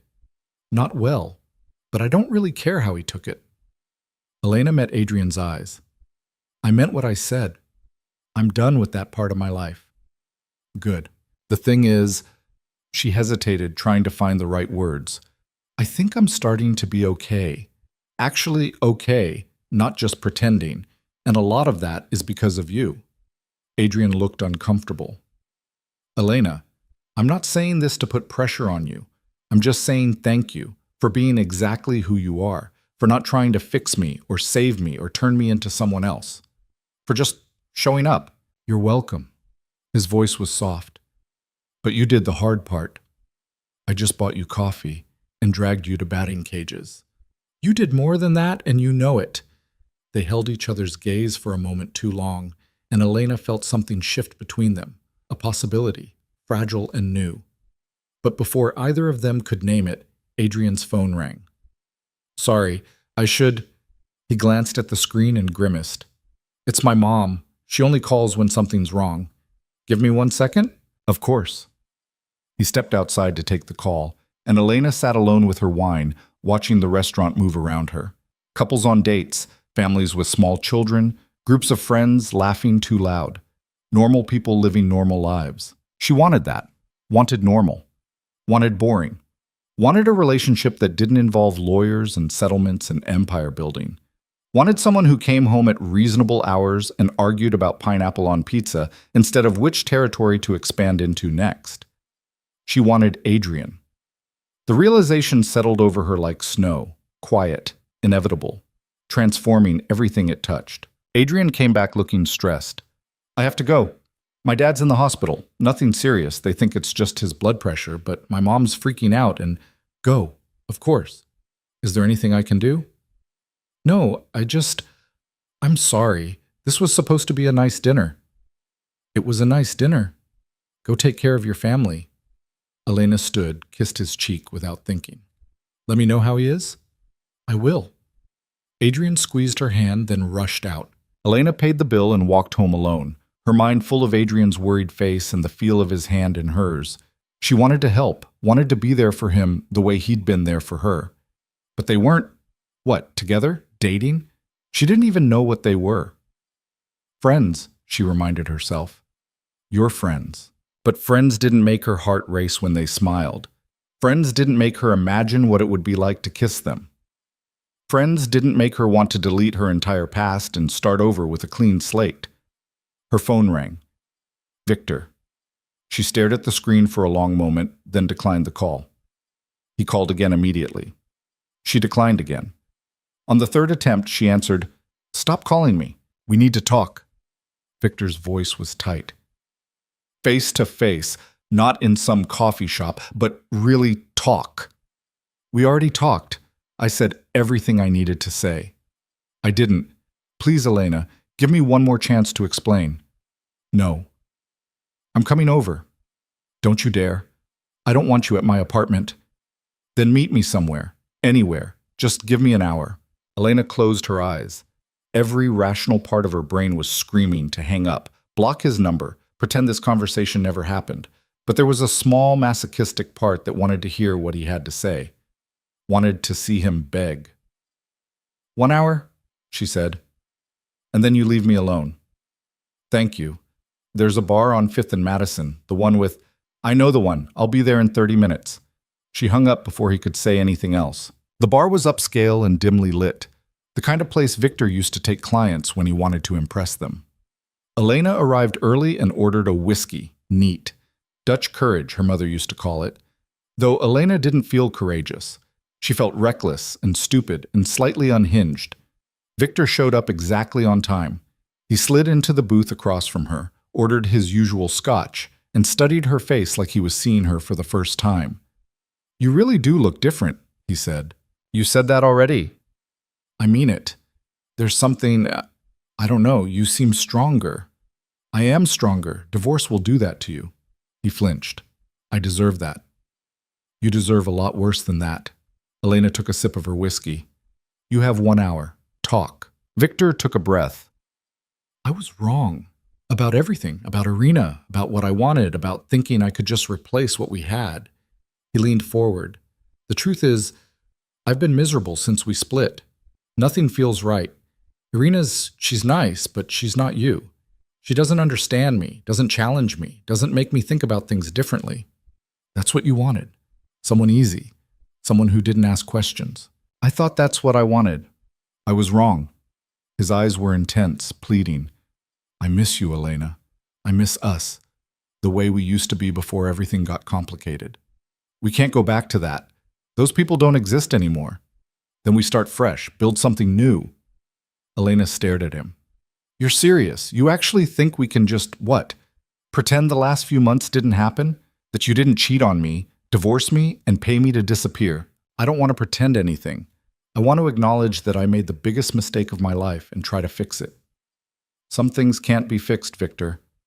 "I don't believe that." He reached across the table, took her hand.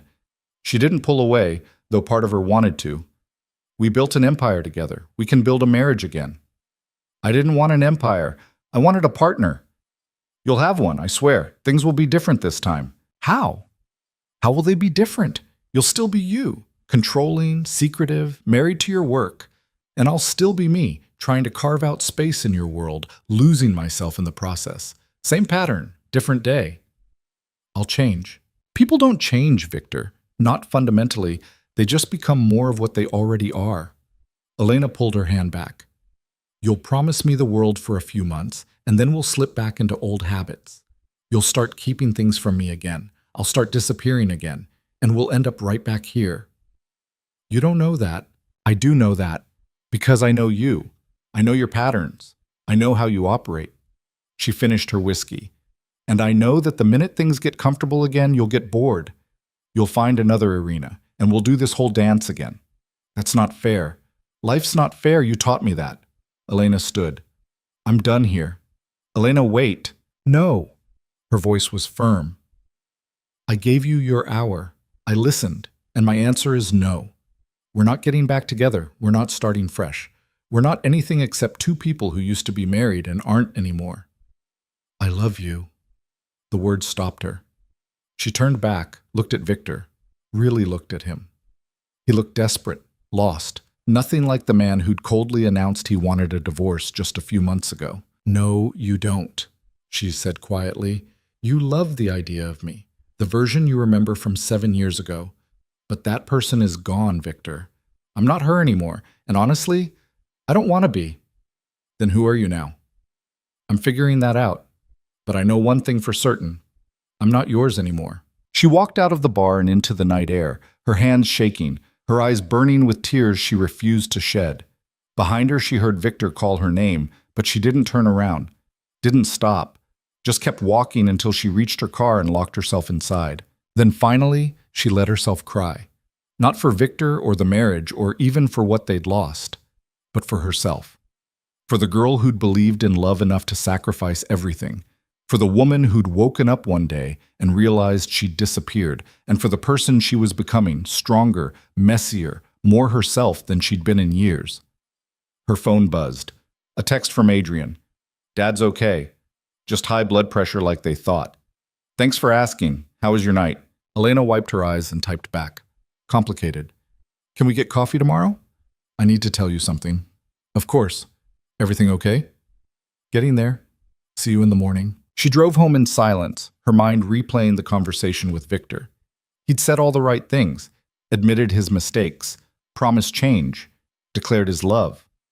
A few months ago, she would have fallen for it, would have convinced herself that people could change, that love could conquer patterns, that this time would be different.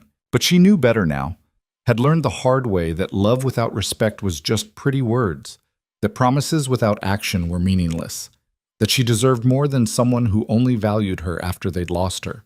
She deserved someone who chose her every single day, who saw her clearly and loved what they saw, who didn't need to lose her to realize she was worth keeping.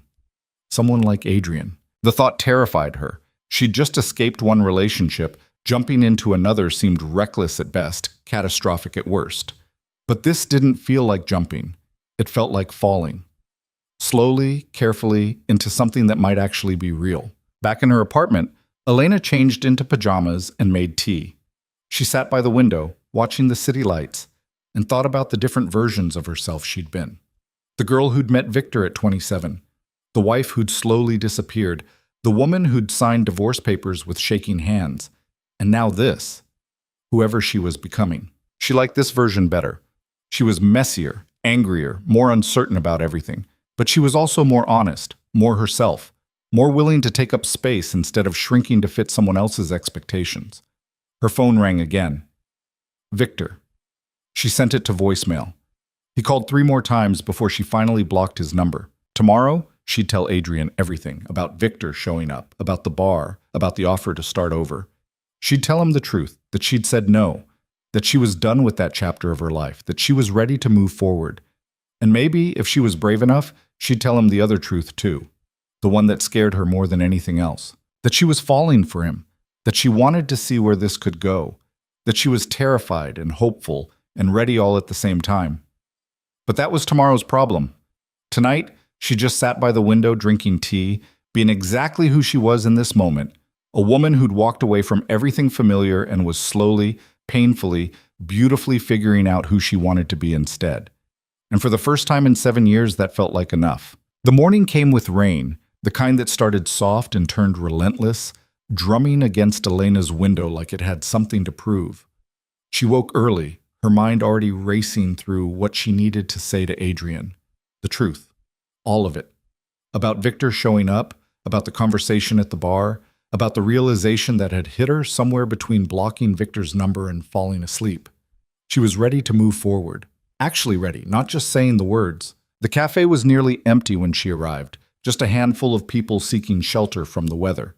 Adrian was already there, 2 coffees on the table, his hair damp from the rain. "You look tired," he said as she sat down. "Didn't sleep much. Want to talk about it?" Elena wrapped her hands around the coffee cup, gathering her thoughts. "Victor called me last night, after you left for the hospital. He wanted to meet." Adrian's expression didn't change, but something shifted in his eyes. "And?" "I went. I know I shouldn't have, but I went."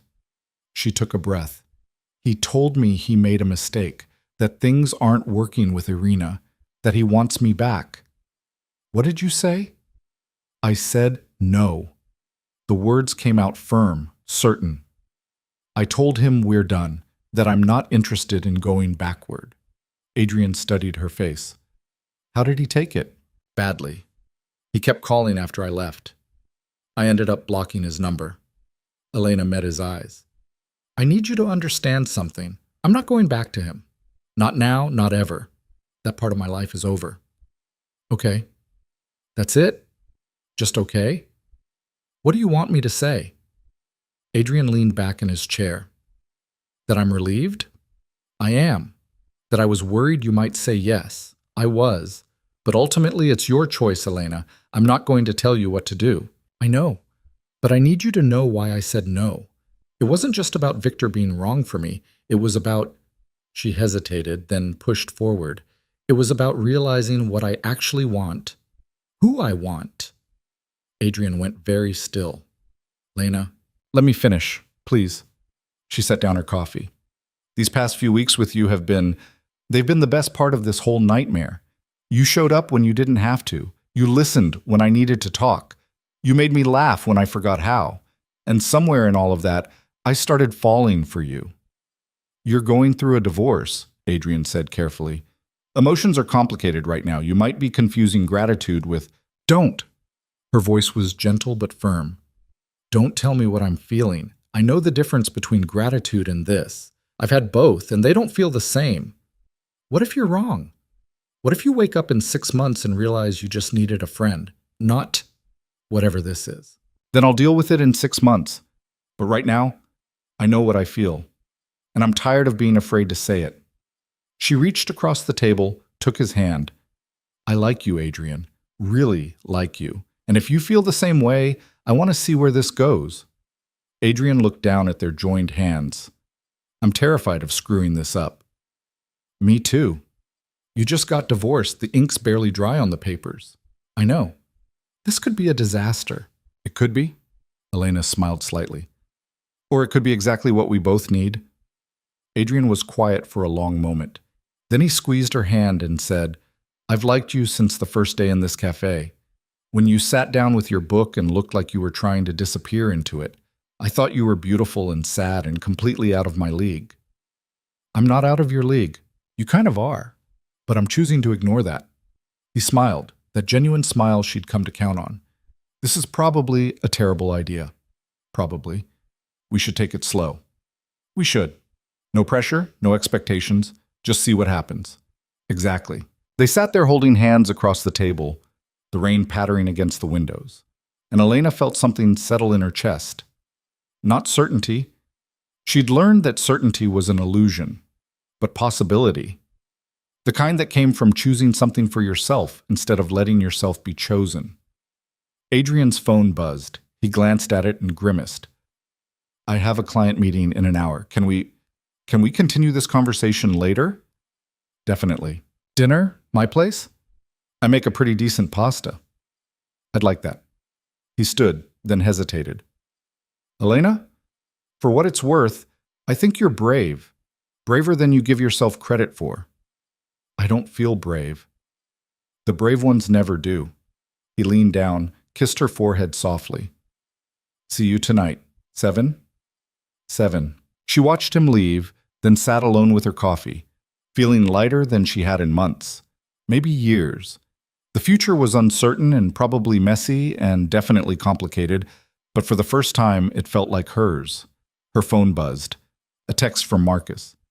Victor's been asking about you again. Wanted to know if I knew where you were living now. Didn't tell him anything, but thought you should know. Elena stared at the message, then typed back. Thanks for the heads up. If he asks again, tell him I'm fine and to leave me alone. Will do. You really okay? Yeah. Actually, okay this time. Good. You deserve that.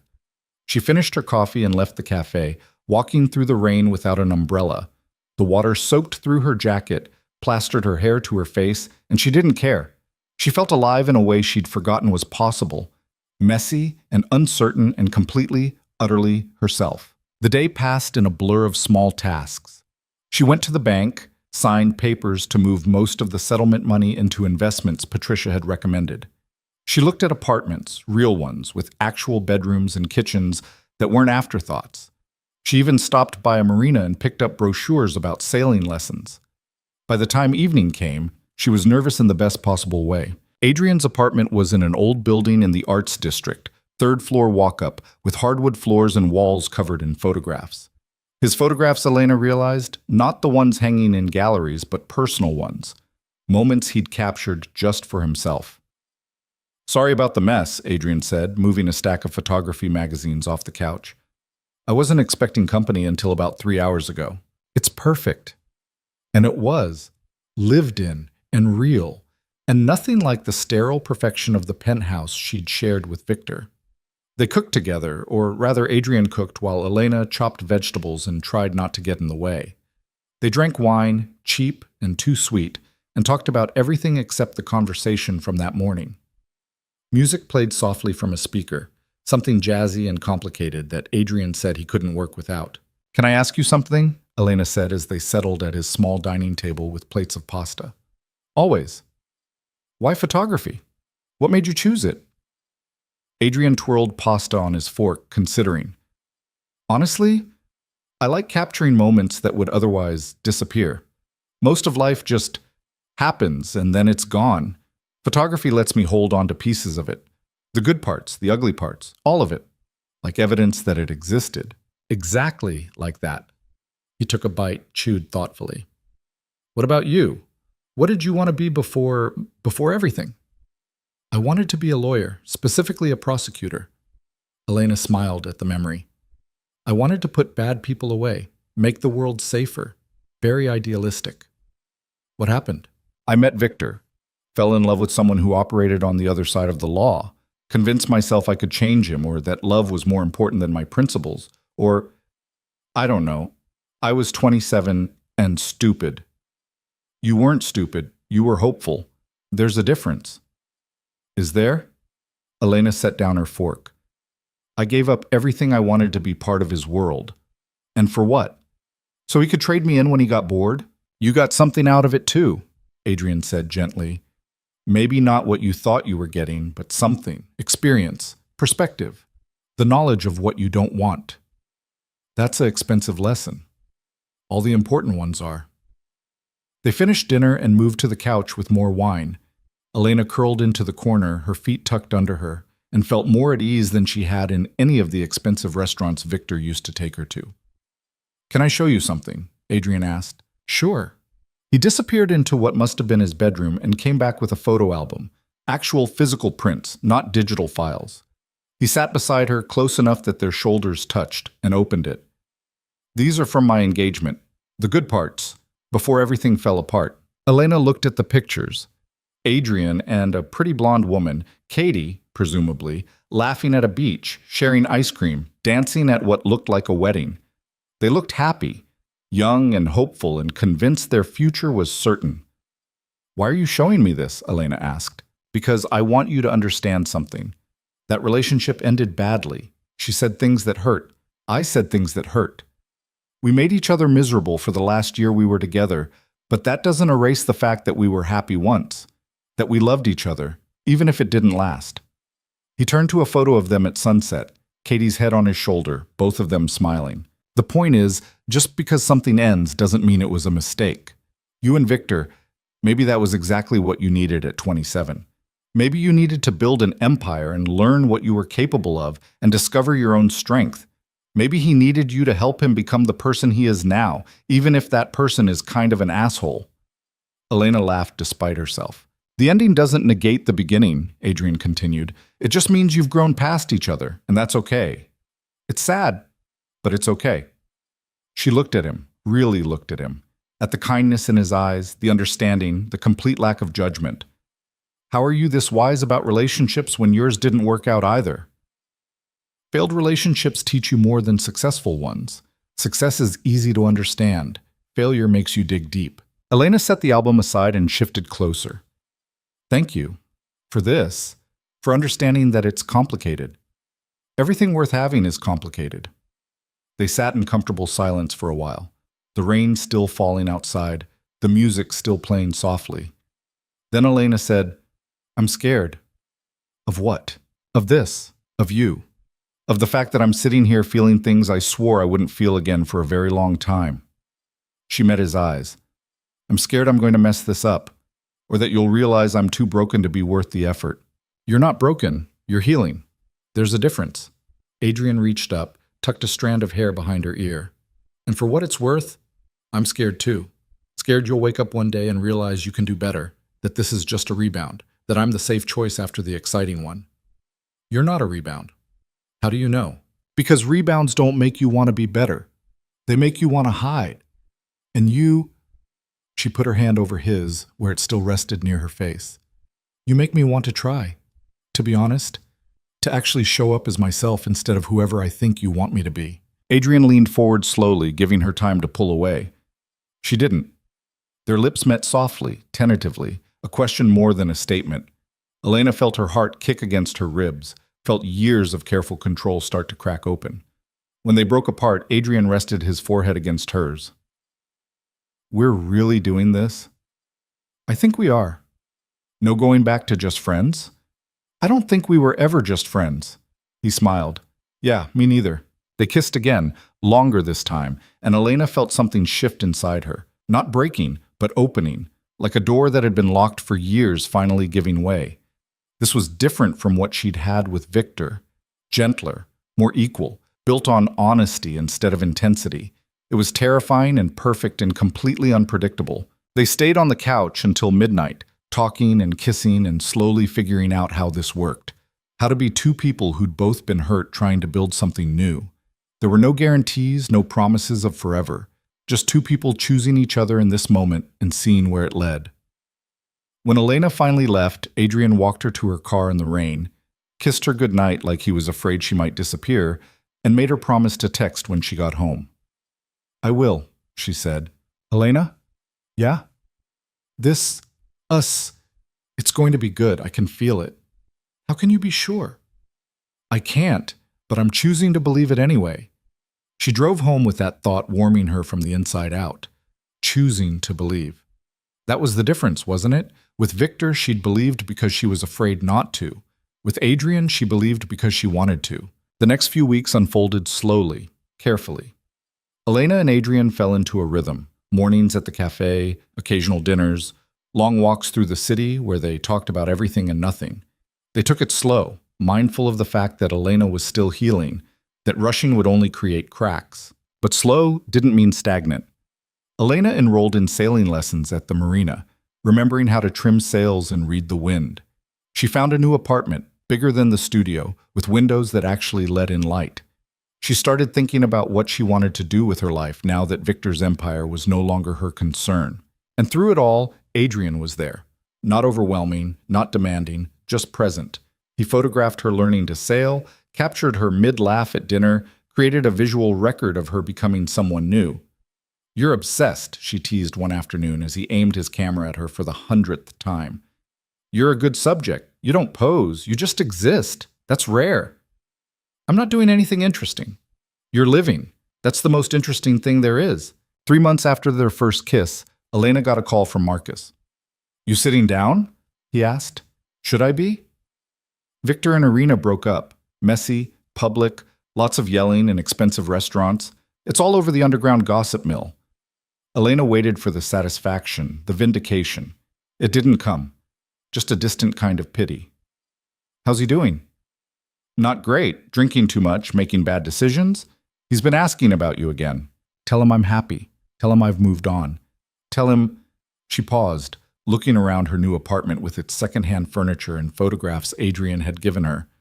Tell him I'm exactly where I'm supposed to be. Will do. You really are happy, aren't you? Yeah, Marcus, I really am. Victor showed up at her apartment 2 days later. Elena saw him from her window, standing on the sidewalk, looking up at her building like he wasn't sure he should be there. She could have ignored him, could have pretended she wasn't home. But there was something in his posture, something defeated, that made her go downstairs.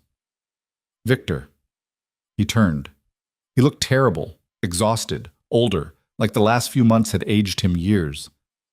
Elena, I wasn't sure you'd come down. I almost didn't. She stayed on the building's front steps, keeping distance between them. What do you want? I heard you moved. Got a new place. I did. It's nice. Neighborhood seems good. It is. Elena crossed her arms. You didn't come here to talk about my apartment. Victor looked down at his hands. Irina and I broke up. I heard. You were right. About everything. It was the same patterns, same problems, just a different person. He laughed bitterly. I thought I could start over, be someone new. Turns out, I'm just who I am. People can change, Victor. They just have to want to, really want to, not just say the words. I want to. He looked at her finally, and his eyes were red-rimmed. I want to be better. Be the person you thought I was when we met. That person never existed. You were always this person. I just didn't want to see it. Can I?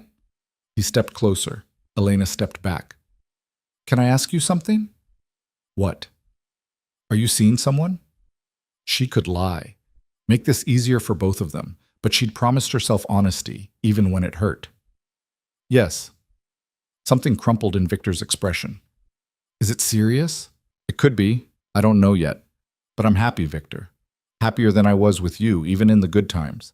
And that's not because of him specifically. It's because I'm finally being myself. I could give you that now. The space to be yourself. I've learned, no. The word came out firm, final. You had 7 years to give me that space. You chose not to, and I'm done waiting for you to figure out what you should have known from the beginning. That relationships are about partnership, not ownership. Victor's jaw tightened. So that's it? We're done? Forever? We've been done for months, Victor. You're just catching up. I still love you. Maybe you do, but love without respect is just noise. And you never respected me. Not as an equal, not as a partner. I was useful. I was convenient. But I was never your priority. Elena felt years of frustration finally finding words. You know what the saddest part is? I could have forgiven the cheating, could have forgiven the divorce, but I can't forgive the fact that you never saw me. Not really. I was always just a reflection of what you needed in that moment. That's not true. It is true. And deep down, you know it. She softened slightly. I hope you figure out what you actually want, Victor. I hope you find someone who fits into your life without disappearing. But that person isn't me. It never was. She turned to go back inside. Victor called after her. Is he good to you, this new guy? Elena looked back. He sees me, the real me, not the version he wishes I was. And yeah, he's good to me. Then I'm glad. Victor's voice cracked. I'm glad you're happy, even if I'm not the one making you happy. Take care of yourself, Victor. She went inside and didn't look back.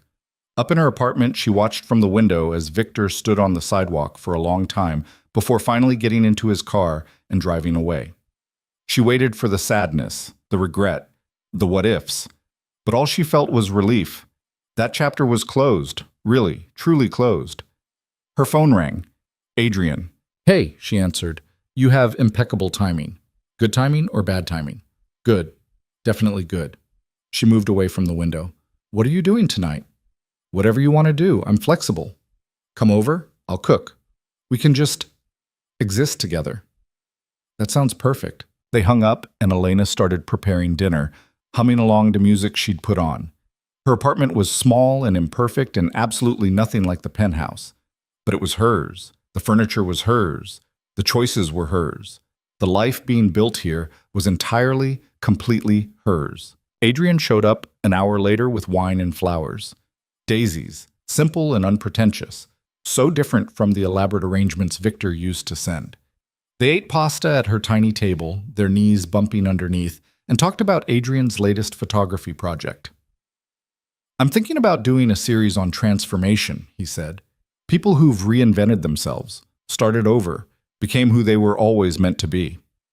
Sounds interesting. Who are you photographing? Well, I was hoping you'd be the first subject. Elena blinked. Me? You're the perfect example. You went from living in someone else's shadow to standing in your own light. That's the story I want to tell. I'm not sure I'm that interesting. You are to me. Adrian reached across the table, took her hand. You're the most interesting person I've ever met. And I want to document this, who you're becoming, if you're comfortable with that. She thought about it, about letting someone chronicle her transformation, her healing, her becoming. It should feel vulnerable, exposing. Instead, it felt right. Okay, let's do it. They spent the evening talking through his vision for the project, and Elena found herself opening up in ways she hadn't expected. About her childhood, about the dreams she'd abandoned, about the person she wanted to be now that she had the freedom to choose. "I want to matter," she said finally. "Not as someone's wife or someone's partner, but as myself. I want to do something that makes a difference." "Like what?" "I don't know yet. Maybe go back to school. Maybe start a nonprofit. Maybe just figure out what I'm good at and build from there." She smiled. "I have the money to do basically anything. That's both liberating and terrifying. Start small, try things, see what sticks." Adrian squeezed her hand. "You don't have to figure it all out at once." "That's very wise. I have my moments." They moved to the couch, Elena's head on Adrian's shoulder, his arm around her waist. It felt easy, natural, like they'd been doing this for years instead of months. "Can I tell you something?" Elena asked. "Always. I'm falling in love with you. Actually in love, not just liking you or being grateful. The real thing." She felt him tense slightly. "You don't have to say it back. I just wanted you to know." Adrian was quiet for a moment. Then, "I've been in love with you since you told me about throwing that wine glass at the window. The way you described it, this act of perfect, honest rage. I thought, that's someone who feels things fully, someone who's brave enough to break instead of pretending everything's fine." Elena lifted her head to look at him. "You've been in love with me for months and didn't say anything? You needed time, space. I wasn't going to pressure you. You're an idiot." "Probably." She kissed him, deep and sure, pouring months of careful restraint into it. When they broke apart, both breathing hard, Adrian rested his forehead against hers. "So where do we go from here?" he asked. "Forward, together, figuring it out as we go." "No guarantees?" "No guarantees, just honesty and showing up and choosing each other every day." "I can do that." "Me too." 6 months later, Elena stood on the deck of a small sailboat, the wind in her face, the city skyline in the distance. She'd bought the boat 3 months ago, nothing fancy, just enough to get back out on the water. Adrian sat in the cockpit, camera in hand, capturing her in her element. "You look happy," he called. "I am happy."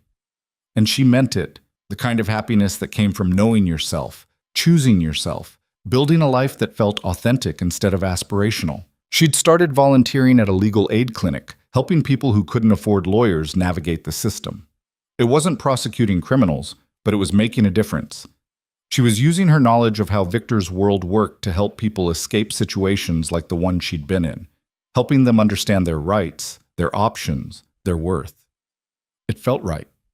Like she'd found her way back to the person she'd meant to be before she'd gotten lost in someone else's story. Adrian had finished his transformation series. Elena had seen the photographs, images of her sailing, laughing, cooking, just existing. In every frame, she looked like herself, not performing, not posing, just being. "You made me look brave," she'd told him when he showed her the final collection. "I just showed what was already there." Now standing on the boat with the sun warming her skin and the future stretching out uncertain and beautiful, Elena understood what he meant. She'd always been this person. She'd just needed to remember. Her phone buzzed, a text from Marcus. "Victor's dating again. Someone from his world this time. Thought you'd want to know." Elena read the message and felt nothing. No jealousy, no vindication, no interest at all. Victor was living his life. She was living hers. Their paths had diverged, and that was exactly how it should be. She typed back, "Hope he's happy." "I am."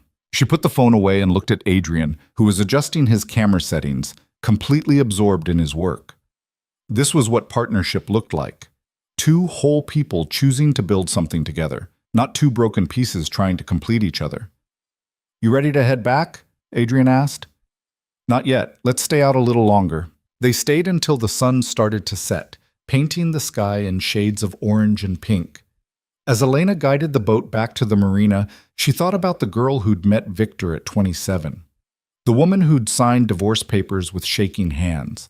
The person she was now, stronger, messier, more uncertain about everything except who she was. All of those versions had been necessary. All of those experiences had led her here. The truth was, endings weren't failures. They were just transformations. Victor hadn't destroyed her life. He'd freed her from a version of herself that was never sustainable. The pain had been real, the grief had been necessary, but what came after was something she never could have found if she'd stayed. That night, back at her apartment, Adrian made dinner while Elena worked on a case file from the legal clinic. They moved around each other easily, comfortably, two independent people who'd chosen to share space. "I got offered a gallery show," Adrian said as they sat down to eat.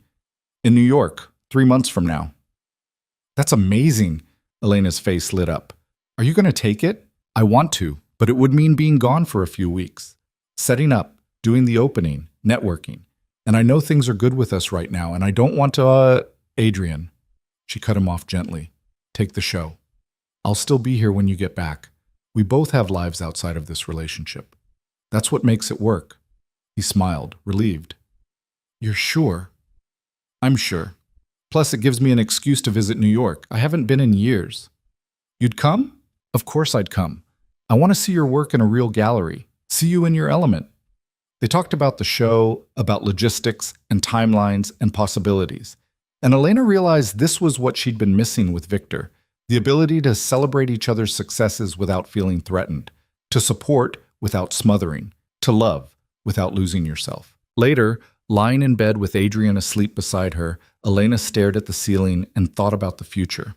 It was uncertain, unpredictable, full of variables she couldn't control, but for the first time in her life, that didn't scare her. She'd learned something important in the wreckage of her marriage. You couldn't build a life on someone else's foundation. You had to create your own, brick by brick, choice by choice. And if you were lucky enough to find someone who wanted to build alongside you, not for you, not instead of you, but with you, that was worth holding on to. Victor had taught her what she didn't want.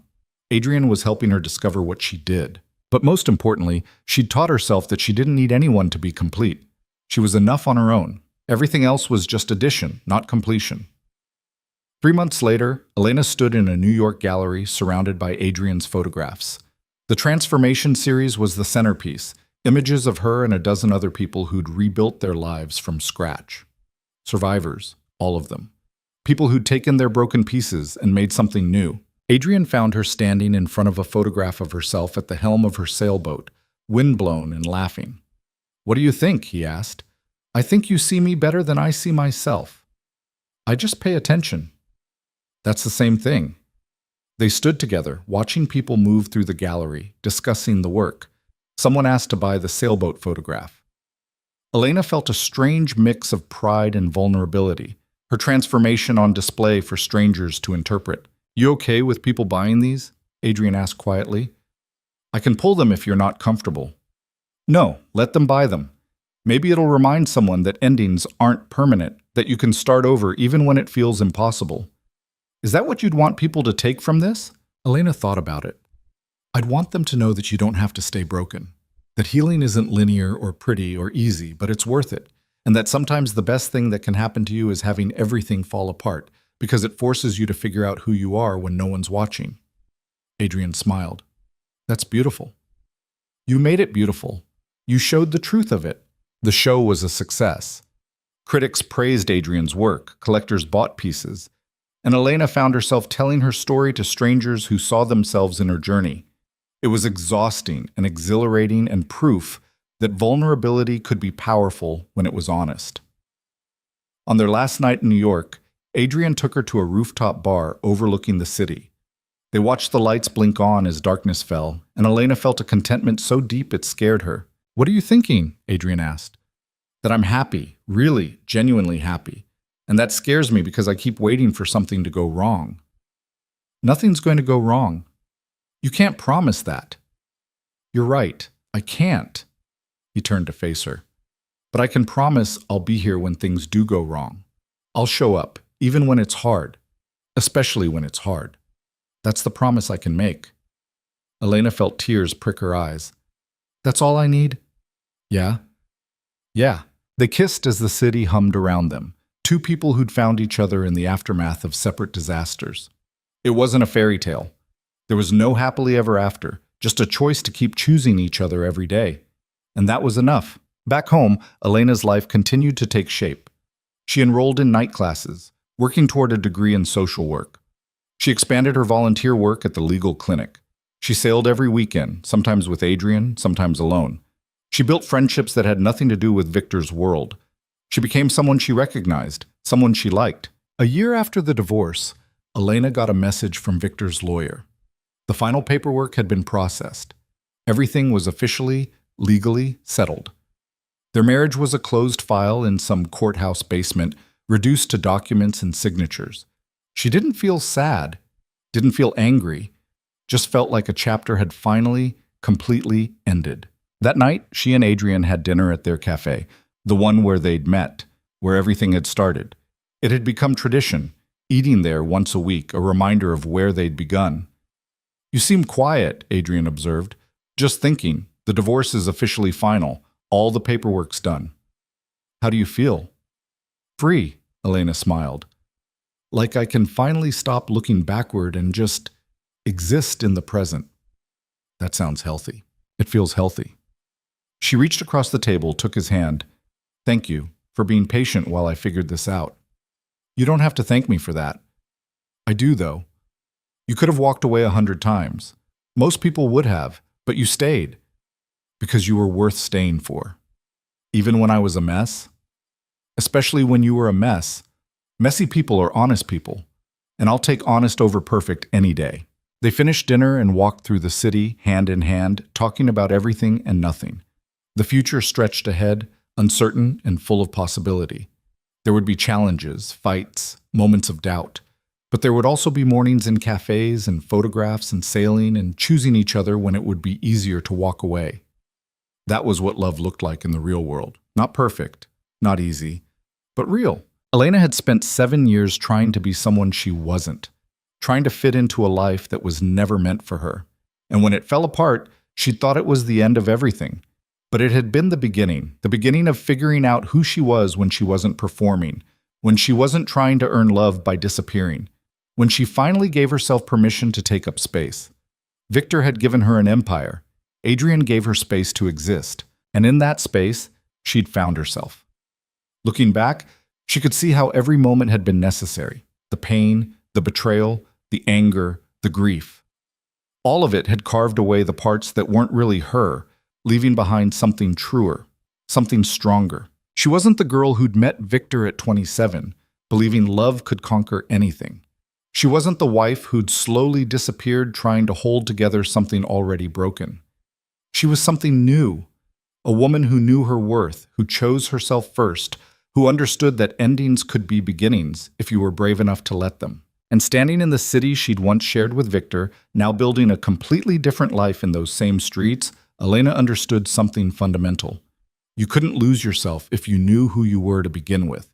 Victor hadn't destroyed her. He just revealed the cracks that were always there, forcing her to rebuild from a foundation of truth instead of fantasy. It had hurt. It still hurt sometimes. But the pain had been worth it. Because on the other side of that pain was a life she'd chosen. A love built on honesty instead of intensity. A future shaped by her own hands instead of someone else's vision. And that messy and uncertain and completely, utterly real was exactly what she'd needed all along.